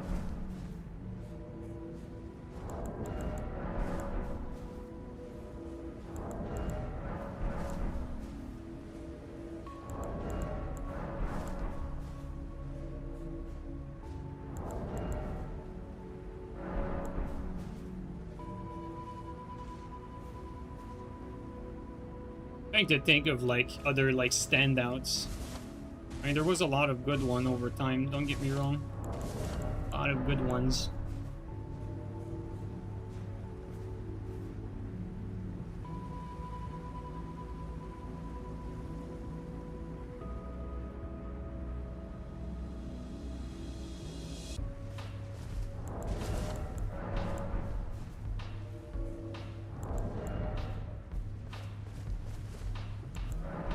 It's funny, we've awakened the weebs in chat. Like now everyone is talking about their favorite anime. I love it. That's great.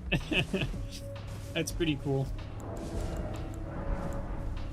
Yeah, I think nowadays like the only medium that's like, let's just call it not corrupted.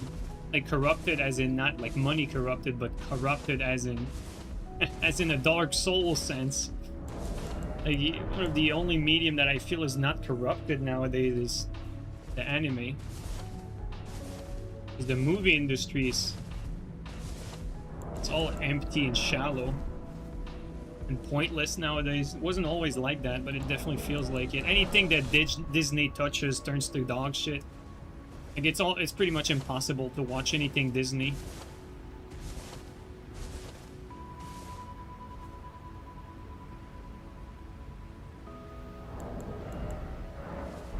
And their movies are flopping, by the way. Like Disney movies are flopping one after the other, for obvious reasons.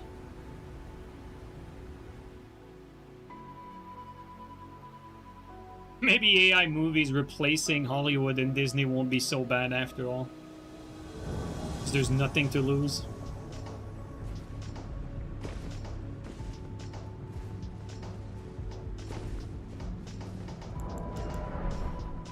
Two players and a bone bow. No, it's a, what's it called?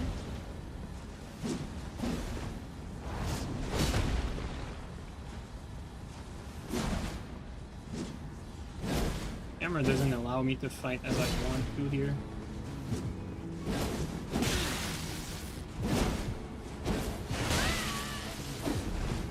Try to hit both.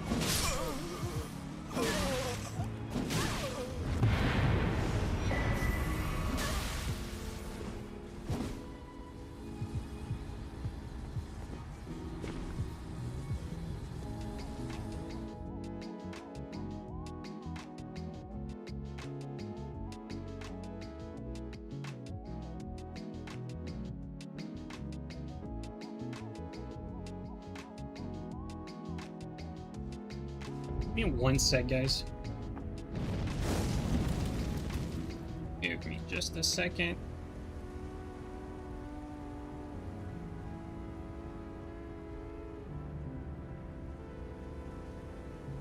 Okay, never mind.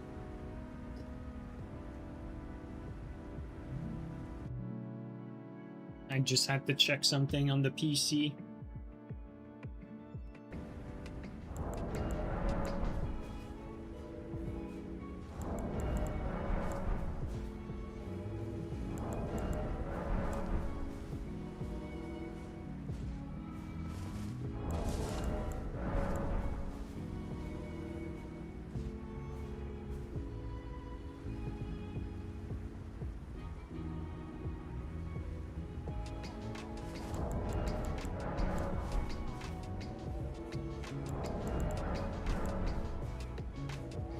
Avatar, the Last Airbender, I always thought that one was really bad.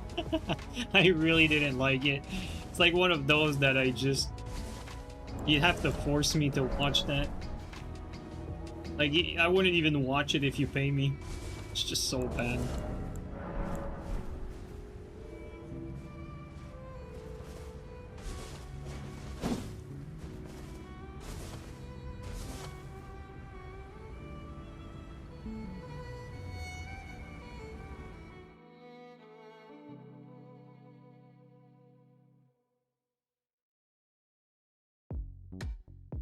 Yo, Marcus, thanks for the resub for 76 months, dude. Thank you so much, Marcus, for still being around after all this time.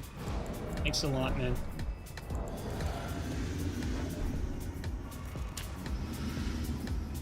I missed it! No! But they lost their friend, though.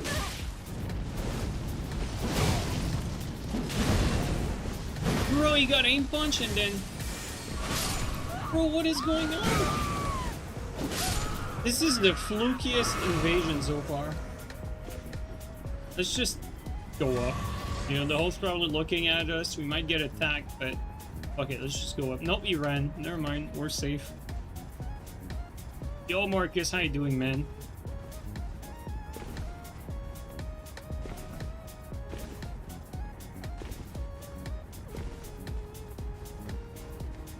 All should be down there. Oh boy. Do we even need to do anything? That's the question.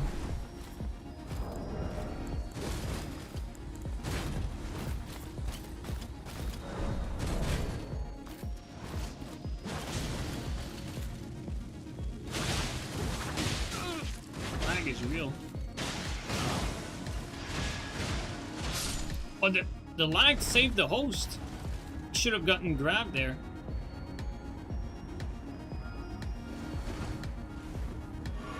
Oh, there's a... Alright, Kevin. Kevin, you're a blue. Like, you cannot expect me to spare you. Hey!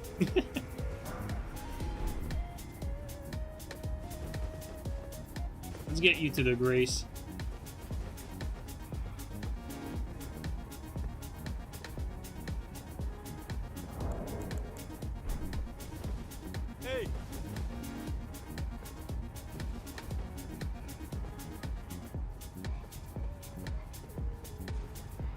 He deserves mercy? Yeah. He's getting grabbed. You know what's funny is, like, it's more entertaining to get him through this than to just straight up kill him. There's another blue in there.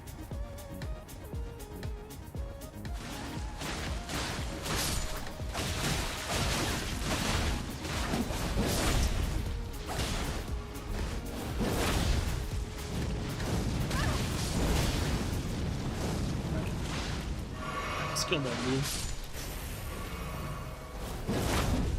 Bro, my hit. Oh my god, the inconsistency, bro.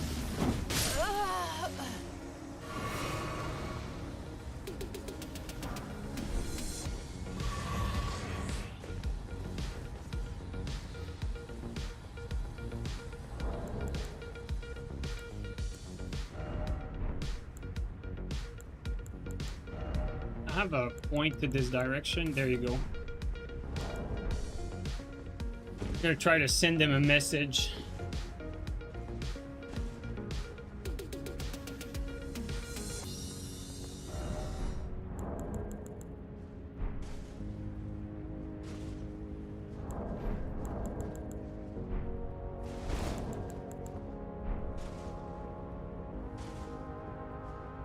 Bro, let's get you to your grace. Stop fucking around, bro.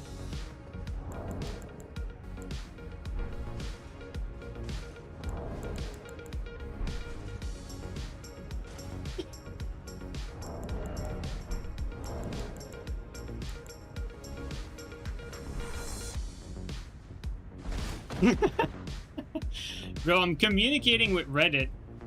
My Reddit language is improving. Alright, we're just gonna move on.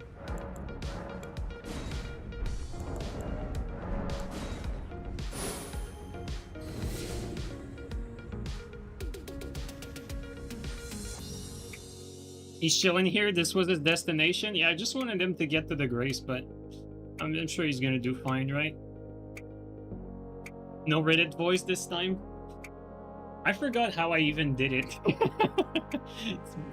I only really did it like one stream. Like I can't do it anymore.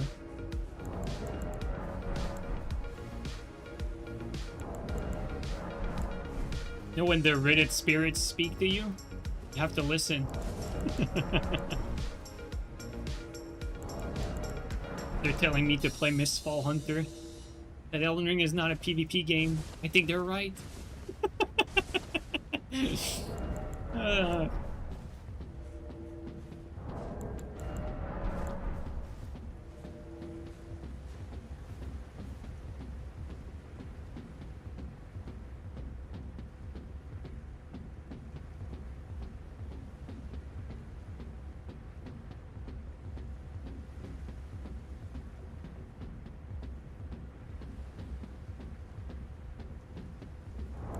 The Redditor Whisperer, dude. When I become, like, I'm definitely the Ganker Whisperer, or the Shitter Whisperer, but the Redditor Whisperer, I certainly am not. It's hard to communicate with these people. But, you know, I'm making an effort, like you're seeing here, like, I tried communicating, with him, but it didn't work. The Reddit spirit is elusive, that's just so true. It's just so true. You can't catch it. You can't you can't see it. You can't catch it. It's like a concept, and it constantly changes. You know, it changes with what's popular. It's so elusive. Capture the Reddit spirit. You have to predict what is the next trend. That's what you need to do. One player in there.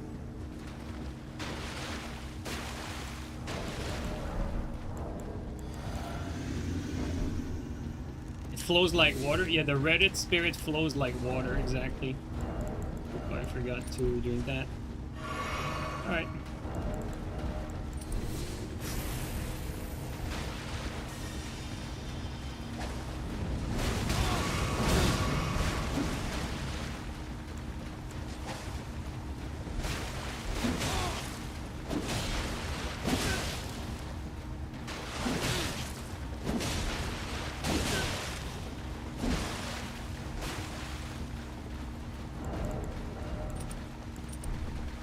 Actually, you know what? I think we just do that.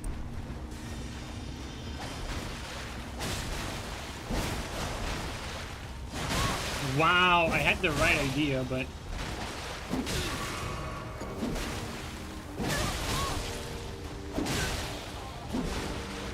let's not slip up on a banana peel here. Oh, I didn't expect that. I thought this guy was too bad to do that. He got the clip of his life, I guess. See, the thing is, like, you don't expect that sort of stuff from bad players.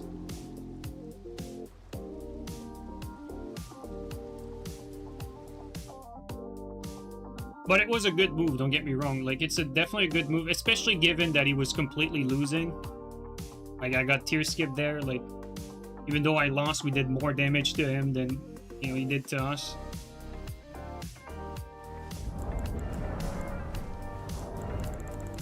But, you know, that's just how Elden Ring is. Like, you lose duels by out-damaging your opponent. To be fair there, I don't think I can really blame myself for that, because, again, you cannot expect this sort of play from bad players until you see it.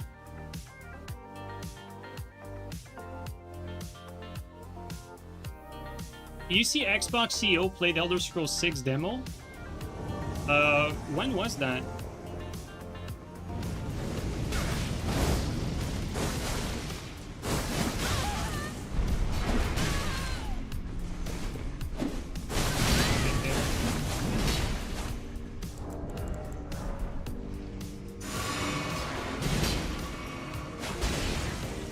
Is quite high. Oh my god. Inconsistent ass game.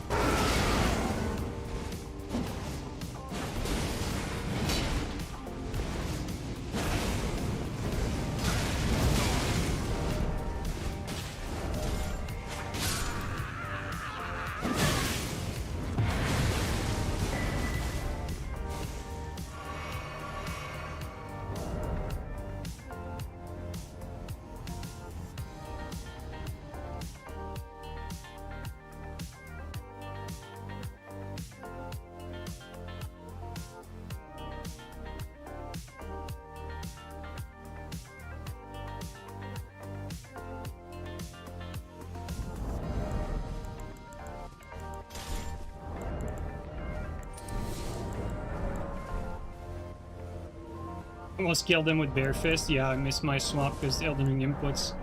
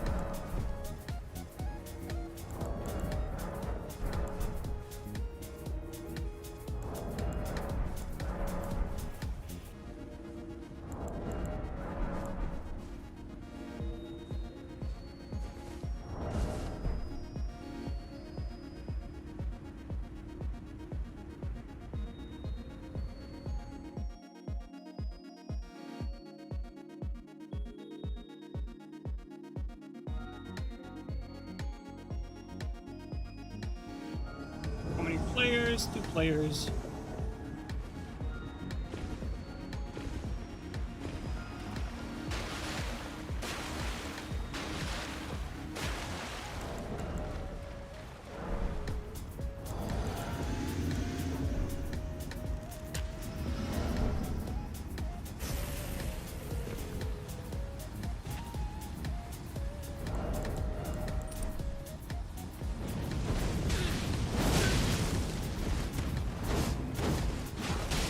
Latency is quite high with this guy.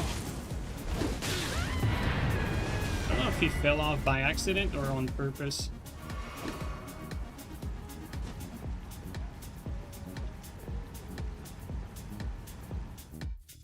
Do we think there's a chance for a balance patch? No, I don't think so.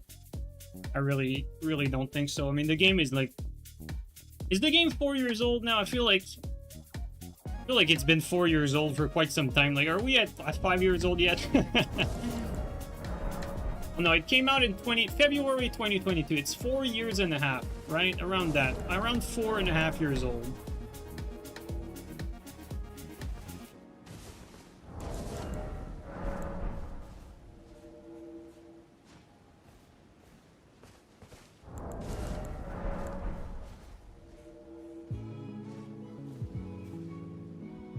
Yeah, I don't think we're getting a balanced patch, you know, after 4.5 years. I don't think that's happening.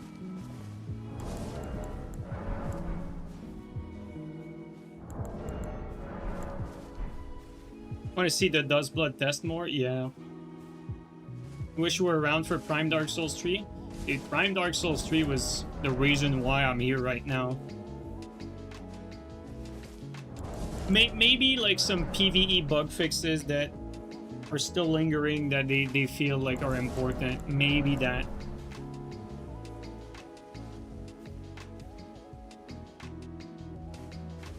Like, the thing with Dark Souls 3 is, like, Dark Souls 3 remained, like, very active, and the competitive scene, like, had a long resurgence.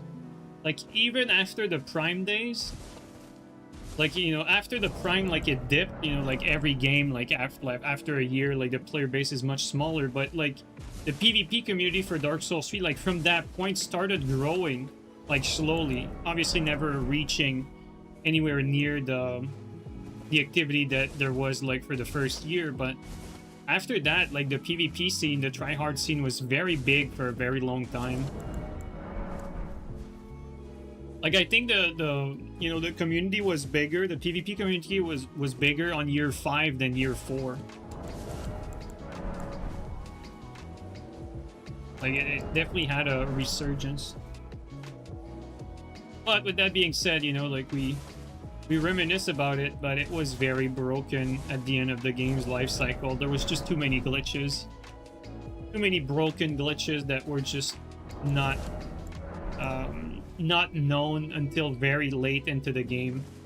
Even the murky meta like was only known like years after the game's launch. Like no one knew that murky was broken until very late.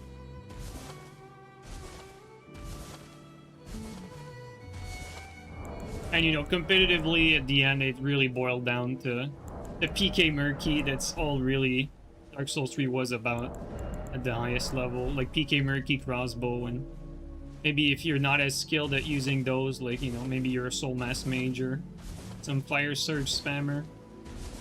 Those all work, but for the most part, you know, it was very, very narrow meta. No room for really anything else in there. Like even for myself, when I tried to go like off meta, and whether it's in tourneys, best of 9, whatever, I'd more often lose if I didn't go for full tryhard. If I went full tryhard with like, you know, like my best stuff, I'd win. But you know, going off meta, even if you were like better than your opponent, you know, it was always a significant disadvantage in Dark Souls 3. Unlike a game like Elden Ring is way more generous with what you can use reliably. Like there's way more path to victory in Elden Ring with different weapons than there was in Dark Souls 3.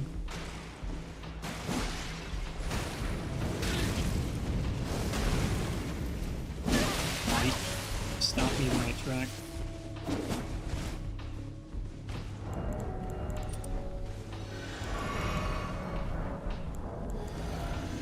Well, I'm gonna try it.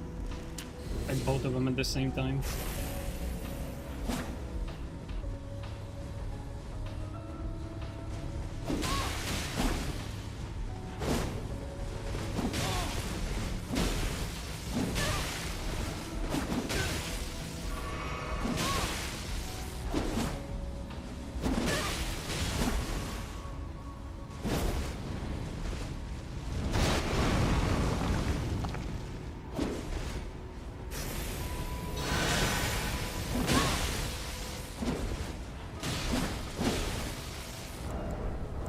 Forgot to put my tally back.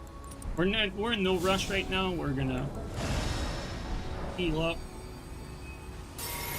We're going back in there.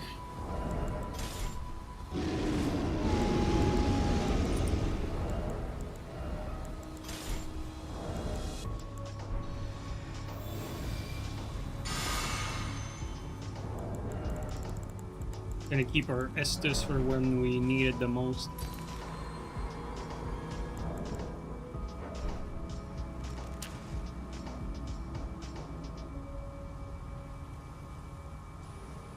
Turned off the tongue. Can you hear it?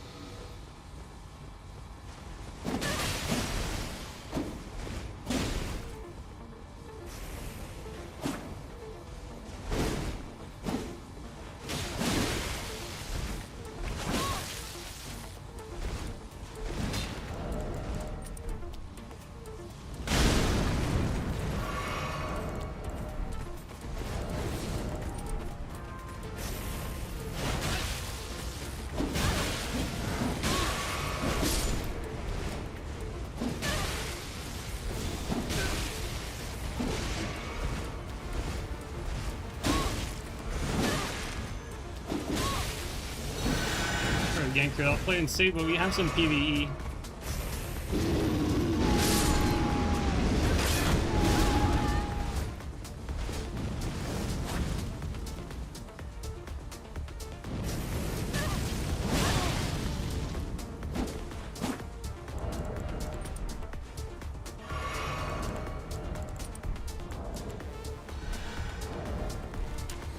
If these guys were half decent, this would be unwinnable, but lucky me, they're not very good.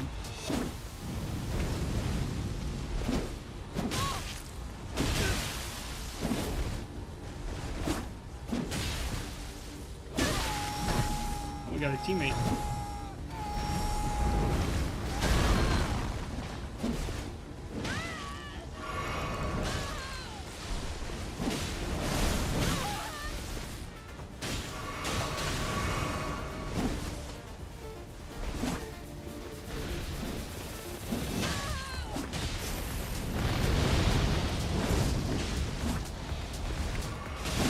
Teammate there.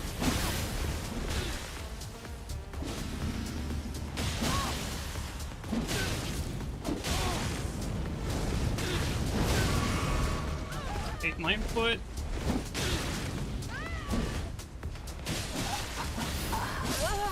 Fuck me, dude. This game is so fucking skillless.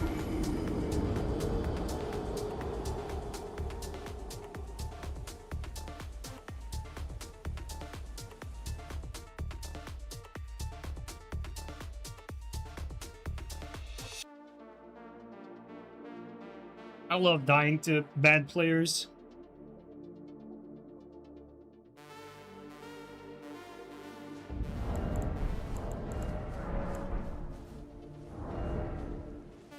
This was an easy one to win too.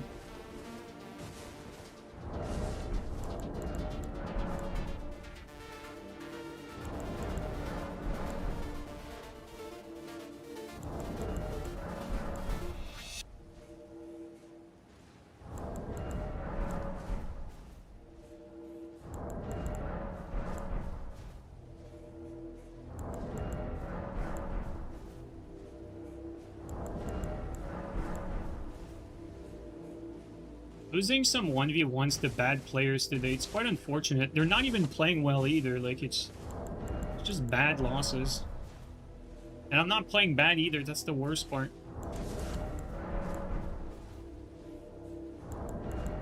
They're not playing well and I'm not playing bad, but you know, this is Elden Ring.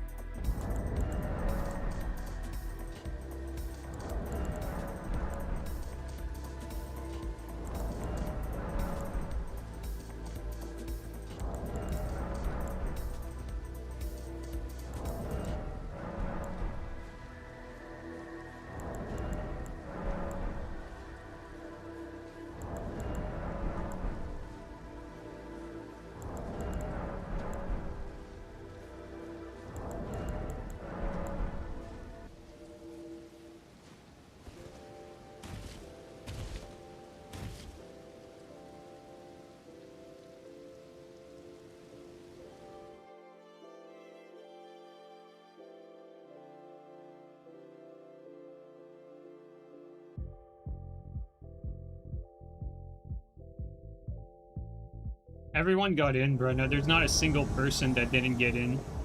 Everyone who did an application got in. I don't even think they had enough application.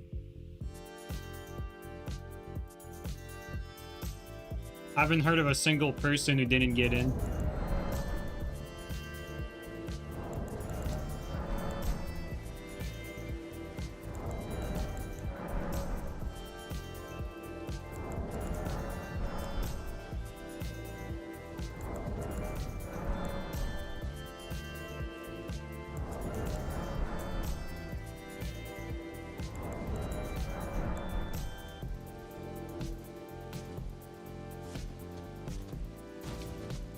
Castle didn't get in until he checked.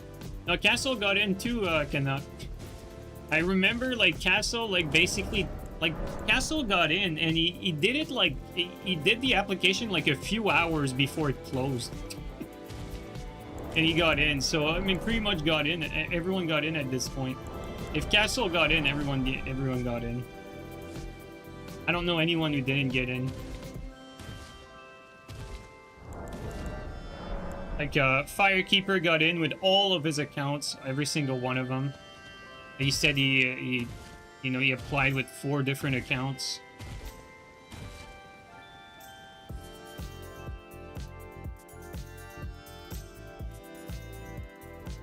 Yeah, Castle didn't even have a Switch 2 when he applied, and he got in, guys. He created the Nintendo account without even having the Switch 2, man. Can you believe it? That's such a Castle thing, but he got in, like, Castle's in there. So, I mean, if Castle's in there, everyone's in there, guys. Like, it's that simple. Like, if Castle is there, like, you're in here. There's nothing to worry about. You applied, you're there.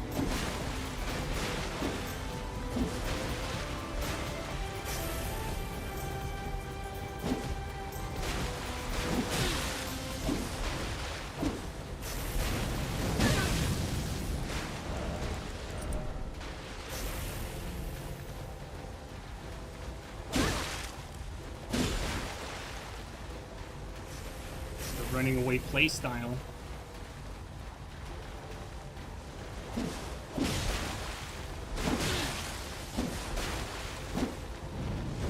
Bro, who does that?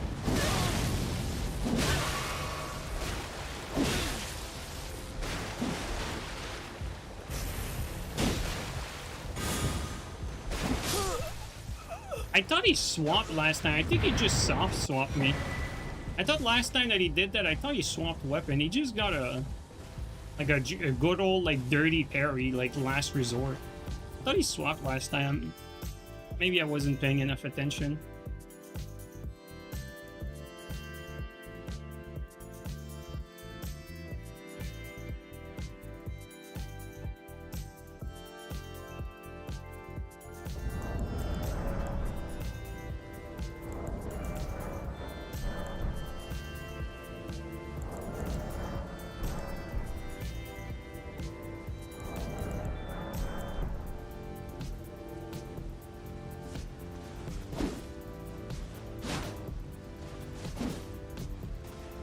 Yo, Frenzy, thanks for the gifted to Ungone, man. Really appreciate that.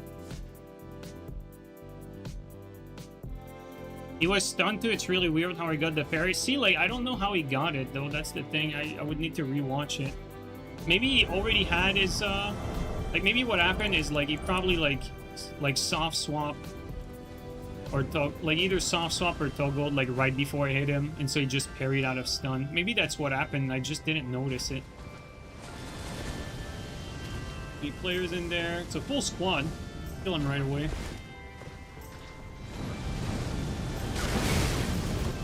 Get my input there. No fog wall for you, bro. Denied. Nice hat.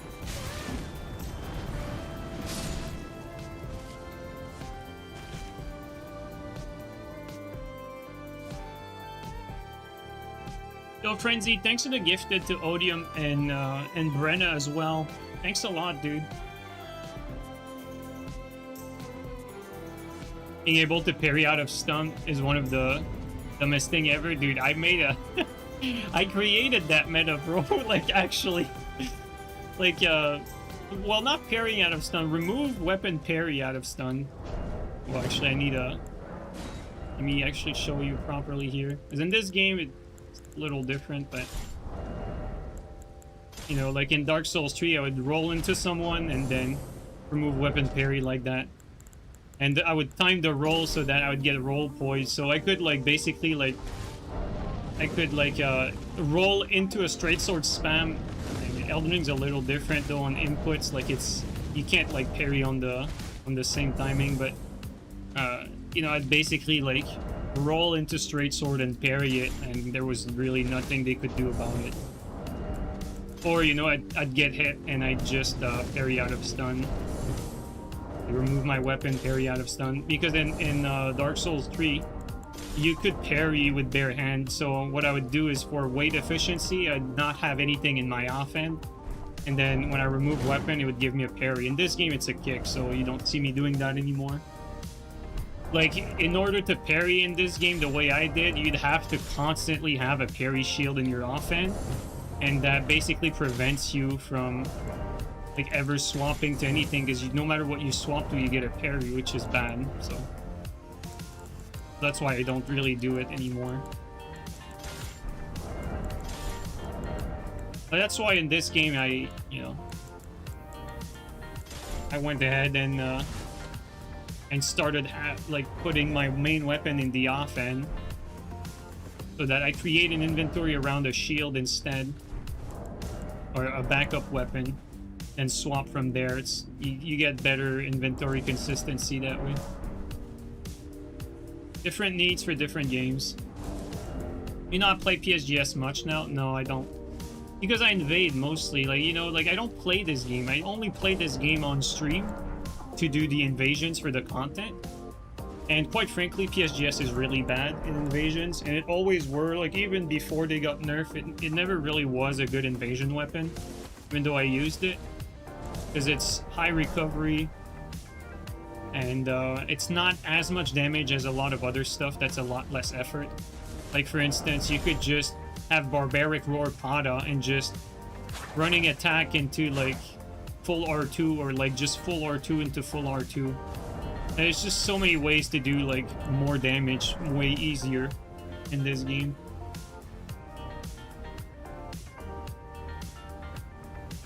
Like, even, like, two-handed sight is way better than PSGS for invasions. Because the thing is the sight is good at... has a lot of forward momentum. It has very good running R2 to hit multiple people in a wide arc. And it keeps prio on the staggered R1s. And it makes for a very easy mix-up with Flame Strike. And it has better recovery. Like Sight is just an overall good weapon. But if you're playing, yeah, and super armor against small weapons, that's a little broken, but, you know, what isn't in this game? You don't duel much now? I don't play this game at all much now. Like, it's not just dueling. Like I don't play this game. You know, like, back in Dark Souls 3, I'd play the game every day. Like, stream or not, like, I'd play every day. Whether it was with friends, you know, dueling good players, people I know. I'd play Dark Souls 3 every single day. This game, you know, you guys can see how much I play. You know, just go on YouTube and look at the live stream. You can see the interval for the live stream and how long they last. That's how much I play Elden Ring. And that's what I do when I play. So all of it is basically public. I don't play off stream. Or if I do, it's going to be like once every 2 months or so. Something like that. Like for, you know, I don't know, like to test something. Or, you know, like Veiltail told me about a new thing or something. Like, that's like random. Even towards the end of Dark Souls 3. I don't know, really remember anymore. Maybe not toward the end. Yeah, you have to keep in mind, like in Dark Souls 3, I had done everything. I'd basically like beaten everyone in Dark Souls 3 that you could ever call a top player. and you know, was basically on top of my game, having done pretty much everything. There was nothing else for me to do in Dark Souls 3 anymore. Like, when you say like that I've mastered Dark Souls 3 so completely that I created metas for everybody else that are playing today. Like, legitimately, the whole JeeNiNe clone thing, the whole neutral swapping is something that I pretty much came up with. Like, it's a thing nowadays for like every Souls game, not just Dark Souls 3, not just Elden Ring, but even like, you know, people that plays Dark Souls 1 and 2 now basically adopted some of the things I do. Like, I basically created the whole playstyle for the Souls genre. That's how dominant I was at Dark Souls 3. That's what happens when you play every single day and you're passionate about a game and, you know, you're good at it. Like, stuff like that happens. But, you know, in Elden Ring, hell no, I don't give a shit. Like, it's completely pointless to spend time in this game, if I'm being totally honest. Like, for me, the only reason I spend time in it, and it cannot be applied to most people, it's because I make content out of it, and it's a significant portion of my revenue, and it's very low effort. So, you know, like, what would you rather do? Like, put the fries in the bag, bro? Or, you know, just, you know, play a few hours of Souls every day as a part-time job, you know? Play some Elden Ring a little bit, and then you get paid, like, a, not a lot, but decent enough for the amount of time you have to invest. Like, for me, it's quite a simple math equation. It's just keep the channel alive until the next thing. Hopefully, you know, a game like Duskblood, maybe Mistfall Hunter, maybe Elder Scrolls 6, like another game like grabs my attention, makes me like happy about the game, and makes me eager to come and play. I'm waiting for that other game to come along. Until then, I don't want to kill the channel. I've still worked like years to build it to this point. Like, a lot of people think it's easy to make YouTube channels. Maybe it is for some, but I don't think so. I think it's very hard to build a channel. So I don't want to let it all go to waste because Elden Ring happened to be bad PvP-wise. Like, I don't want it to end that way. I want to keep it until the next big thing and then move on afterward. And I'm still hoping for Elder Scrolls 6. I'm like, you know what? I still have hope that Elder Scrolls 6 is going to deliver, guys. Only fans next, only G fans next. 20 players, 3 players.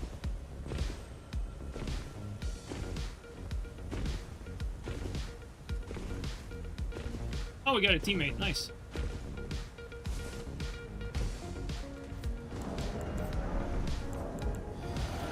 Alright, let's do this. Oh, the pulse is there. Can have his Phantom. Alright, Phantom is there.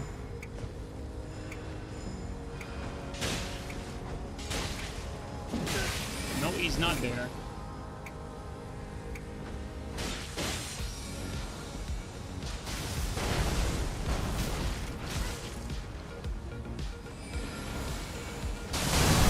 That's a lot of damage.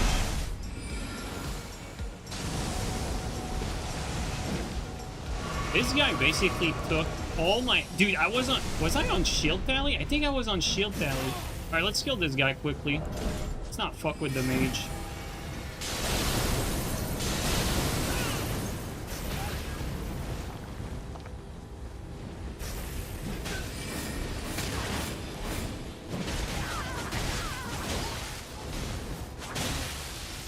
Oh, I mean, he's dishing damage, but he is squishy as a motherfucker. That mage is a squishy mage. Dude, that gravitational missile completely took away all my health.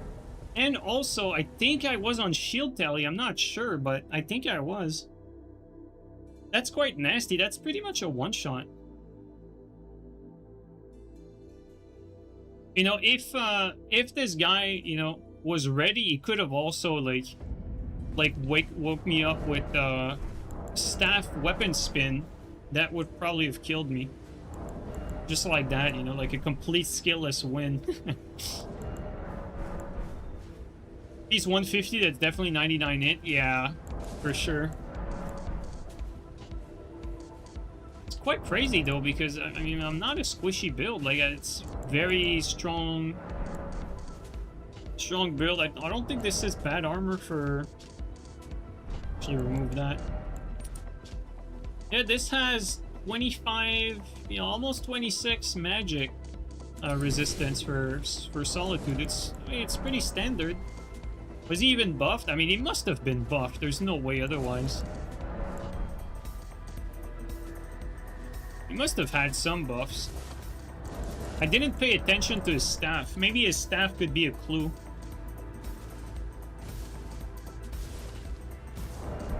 Like, perhaps he was using one of these other staff that scales with multiple stats. Maybe that's the secret. He was very squishy though, so it looks like he had every single point into offense. Like, even like it looks like his build had no endurance and very little HP. So I'm assuming, like, I mean, he must have put these points all in offense.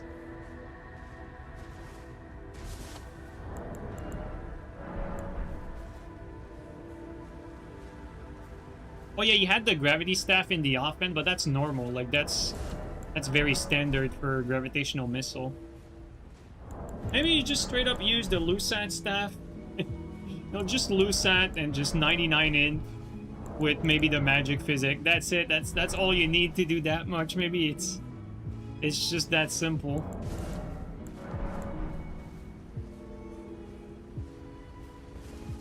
I might actually try gravitational missile again. Just try what he did. Like, just use Lusat staff for highest possible damage. Not 80 int, 99 int. 99 int. Lusat. Just absurd amount of damage. Low effort. Crazy.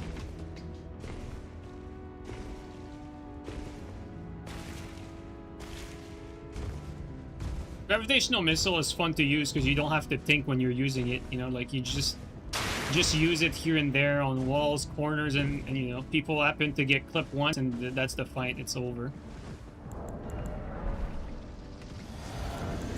What do you have?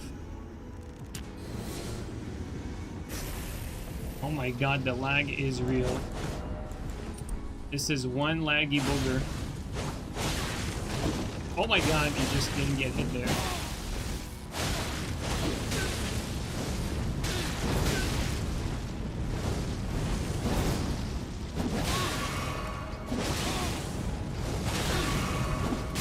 Holy shit, Ned, that is some terrible connection.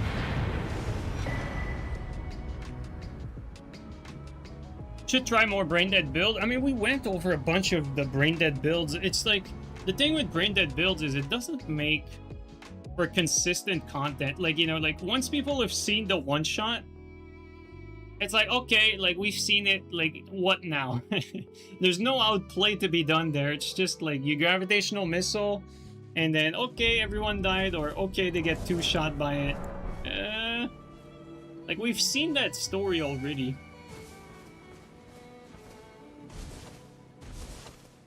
It's interesting because we're curious to see like how broken X or Y is, but once you do it a few times, it's like, well, you know, we kind of get the idea. Like, okay, like you pot out these guys like 3 times already, like please use something else. It's usually that. And I mean, we made plenty of vids about a lot of broken stuff, whether it was the 1k AR, like the 1k physical AR thrusting sword with bleed, you know, or gravitational missile. We did a few of those. Like, it's fun when you use it, but and people are interested, but only for the first few vids. After that not so much.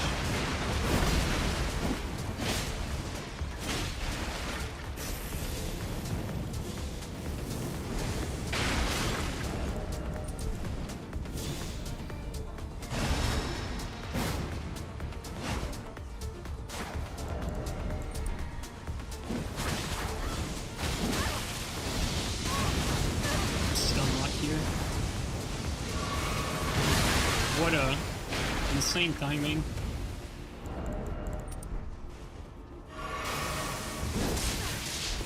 Trap between the two.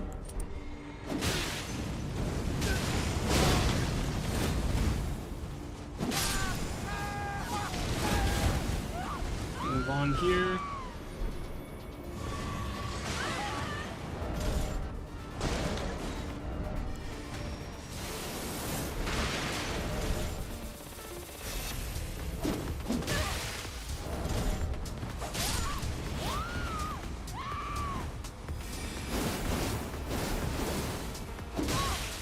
what is this? Bro, his debuff is nasty. Holy damage. We did 1300 with just a normal attack to this host. I don't want to get hit by him. This host be debuffed as hell. Crazy. Probably like double Source Seal plus Shabriri Hull or whatever. Like double Source Seal Shabriri. Guy is speedrunning, like just dying in one hit.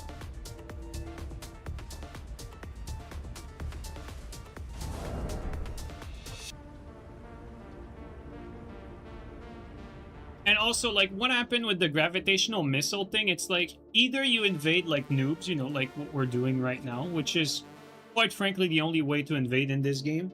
Or you invade people that are sniping, and if people are sniping, they're gonna be, like, sniping you in, like, Limgrave, and they're gonna be sitting in open areas where they cannot get hit by gravitational missile. So it's like, you're in a lose-lose situation.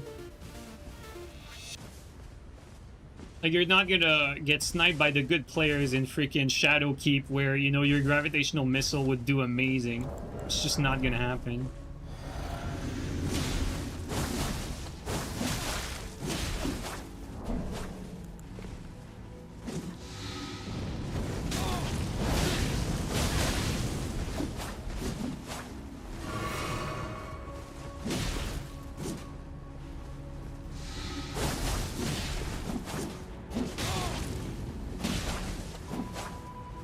Getting stuck on the rocks.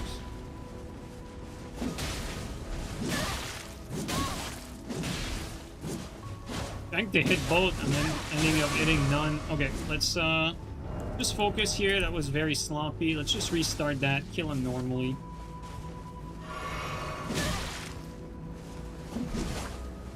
The mistake I'm doing right now is because these guys are bad, I'm not taking it as seriously as I should. Not giving them the respect that the game forces you to have for two bad players.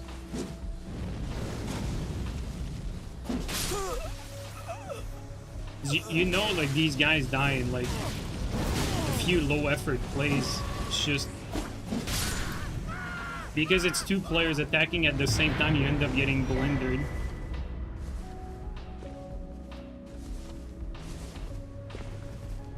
It's always the most dangerous part. Like, fighting players like that, it's like, you know it's in the bag, but you can't take it for granted.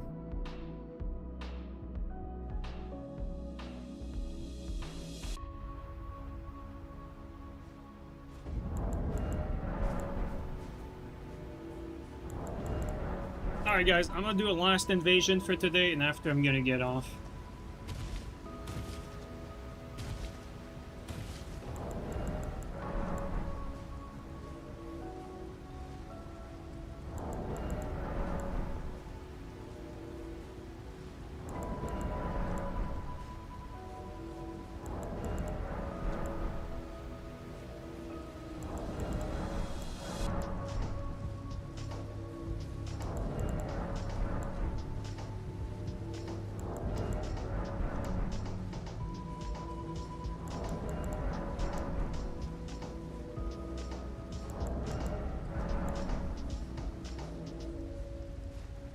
Alright, JJ, have a good one, man. Thanks for coming by again. Really appreciate it.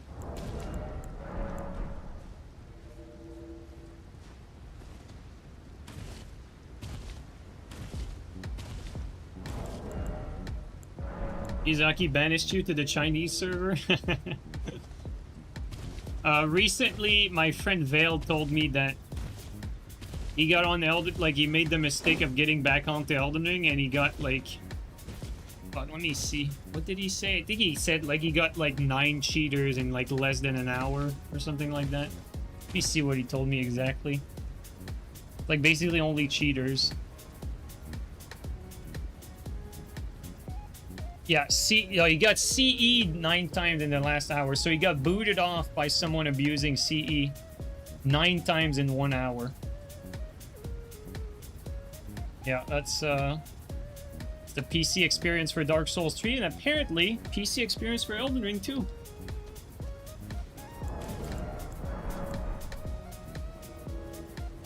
But what I just told you there, like, you know, the getting CE'd like 9 times in 1 hour, that was the reason why I left Dark Souls 3 on PC back then.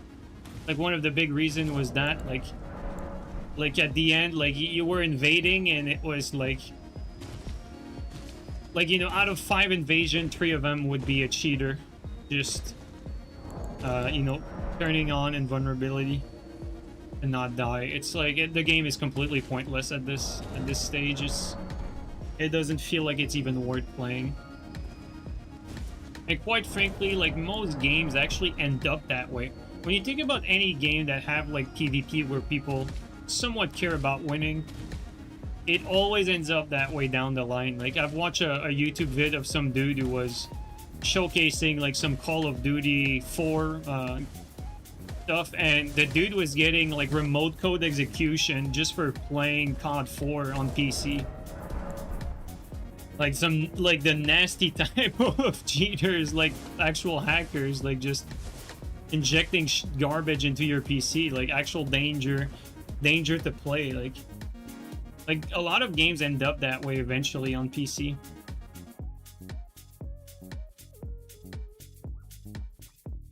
Getting RCE'd is nasty though. Like, that's crazy stuff. That's crazy work. Like, you could literally get your bank account stolen that way.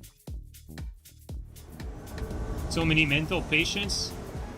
Honestly, I'm not even sure if it's young people who are like genuinely like stupid and rotten, or if it's like, you know, mentally ill individuals. I don't even know anymore. What's RCE? Remote code execution. That means that, you know, like, I'm playing with you right now in Elden Ring, like, you're into my world or I'm into your world, doesn't matter. And then I get into your PC remotely through the connection that we have through peer-to-peer. So, like, I use the peer-to-peer connection to you to, like, enter into your PC and hack you. That's the most layman I could put it. And so, like, I can grab, like, your cookie information from your browser. Maybe if you're already logged into some stuff, I can jack into your accounts, steal whatever you have, you know, do a bunch of damage.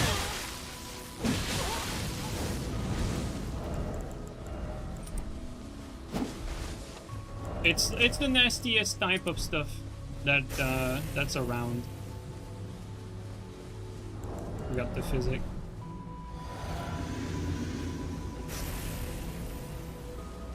Oh my god, the skips are real. June, hey, more like John Skip, dude. Oh my god. Bro, I cannot believe I'm even dodging that. Like, he's just so laggy. Oh, like, see there? I actually attacked out of range and then we happened to hit him because he skipped into our attack. Just get this over. It's so much lag, man. Makes the game feel pointless. Alright, I think that's enough for today, guys. That's enough Elden Ring for today. The more I play, the hardly I can stand Elden Ring. It's just very bad PvP-wise. It really is.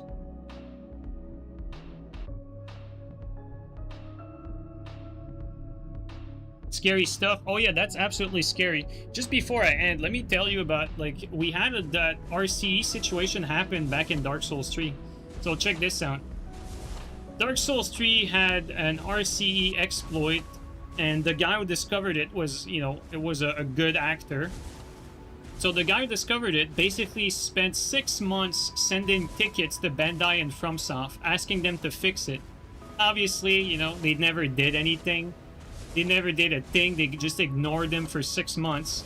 So the guy, like, took matters into his own hand and basically went into a streamer's lobby, or invaded a, you know, like, he just hosted a lobby or invaded a lobby. I forgot what it was, but it was just like a normal invasion setting, and it was Grim on PC. Like, Grim was just a try-hard PvPer. And I think, like, Grim got invaded by this guy. And what the guy did is, he, like, as soon as he invaded Grim, he basically injected code into Grim's system, and then Grim just got his execution command prompt on his Windows PC just popped up, and the guy, like, was having, like, a script read text-to-speech, like, on Grim's PC while he was on stream.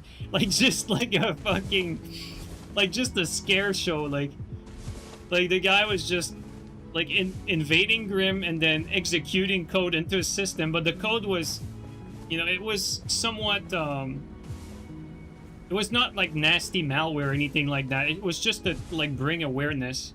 And so like the text to speech was talking on Grim's stream, and Grim just freaked out, and so he closed his PC, closed everything, disconnected his cables and all that shit. And the story got picked up by news outlets because, you know, like that was pretty scary. The story got picked up by news outlet, by IGN, and even IGN covered it on YouTube. You can even find the vid. And when IGN covered it, then From Software decided to do something. Just then they decided to fix the complete, like, massive security flaw that was still, like, in their game. And so when people say that, you know, stop complaining about X or Y, like, shut the fuck up. That's the only way these people move, is if you show them the damn problem, and if you, like, if you have to make it happen for them to even move. Like, even if you disclose it, they don't even do jack shit. Like, From Software was aware of this for 6 months. This guy was working really hard to get them to fix it. They never did a damn thing, and it was only when IGN covered it that From Software decided to move their finger. And so what happened is Dark Souls 3 got shut down for... The online got shut down for like a month or so before they finally patched it. Good thing it wasn't a bad actor. Yeah, pretty much. It wasn't a bad actor. But, you know, if this remote code execution would have been found first by a bad actor... Bro, there's so many, like, fucking... like, Russian players that are extremely nasty in Dark Souls 3. Like, bad people, or, like, Chinese players that would not have given a single fuck. They just would have gotten in there and just, like, ripped everything they could out of your life, your bank account. Like, they would not have given a single shit. And so we're lucky that this good actor was the one who figured it out, because you bet that these assholes would have definitely, like, used that to their advantages, and they would have scraped anyone in the community. And so, yeah. Go watch, Keep Your Hands Off Elzukin instead. All right, man, I'll keep that in mind. Thanks for the support, though. I really appreciate that. But yeah, guys, like, this is it for today. Like, I just wanted to share that story before we ended. So also keep in mind, a lot of older PvP games have this remote code execution sort of exploit in different forms. It depends on the game, but be very careful, because in today's day and age, you can have a local AI that's like uncensored that will pretty much do anything for you. So nowadays, even the unintelligent, unskilled people that are bad actors are able to get their hands on dangerous tools and dangerous code, and they're able to exploit like flaws in software that otherwise would have taken an extremely skilled engineer to do beforehand. And so we're in a different day and age now, so you have to be extremely careful about which games you play, especially older online titles, because it can be quite dangerous, and you have to be careful online nowadays in general. So I'm just gonna end it on that note, guys. Appreciate you guys coming by. I hope you enjoyed the discussions, if not for the gameplay or the invasions. I hope you enjoy some of these topics we talk about. Alright, guys, I'll catch everyone up later. Duskblood soon. Maybe Mistfall Hunter. We'll see. Maybe. Not saying anything. I might buy it. I still have not bought it, but I might. We don't know.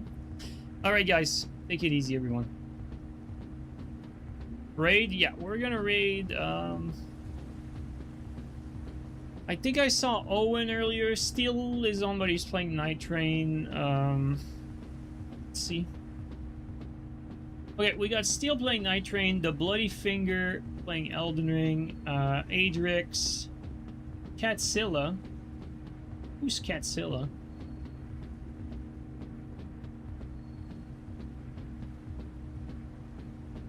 Alright, let's just raid Adrix.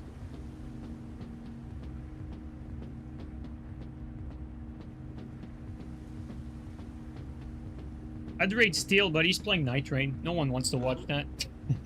Alright, take care, guys.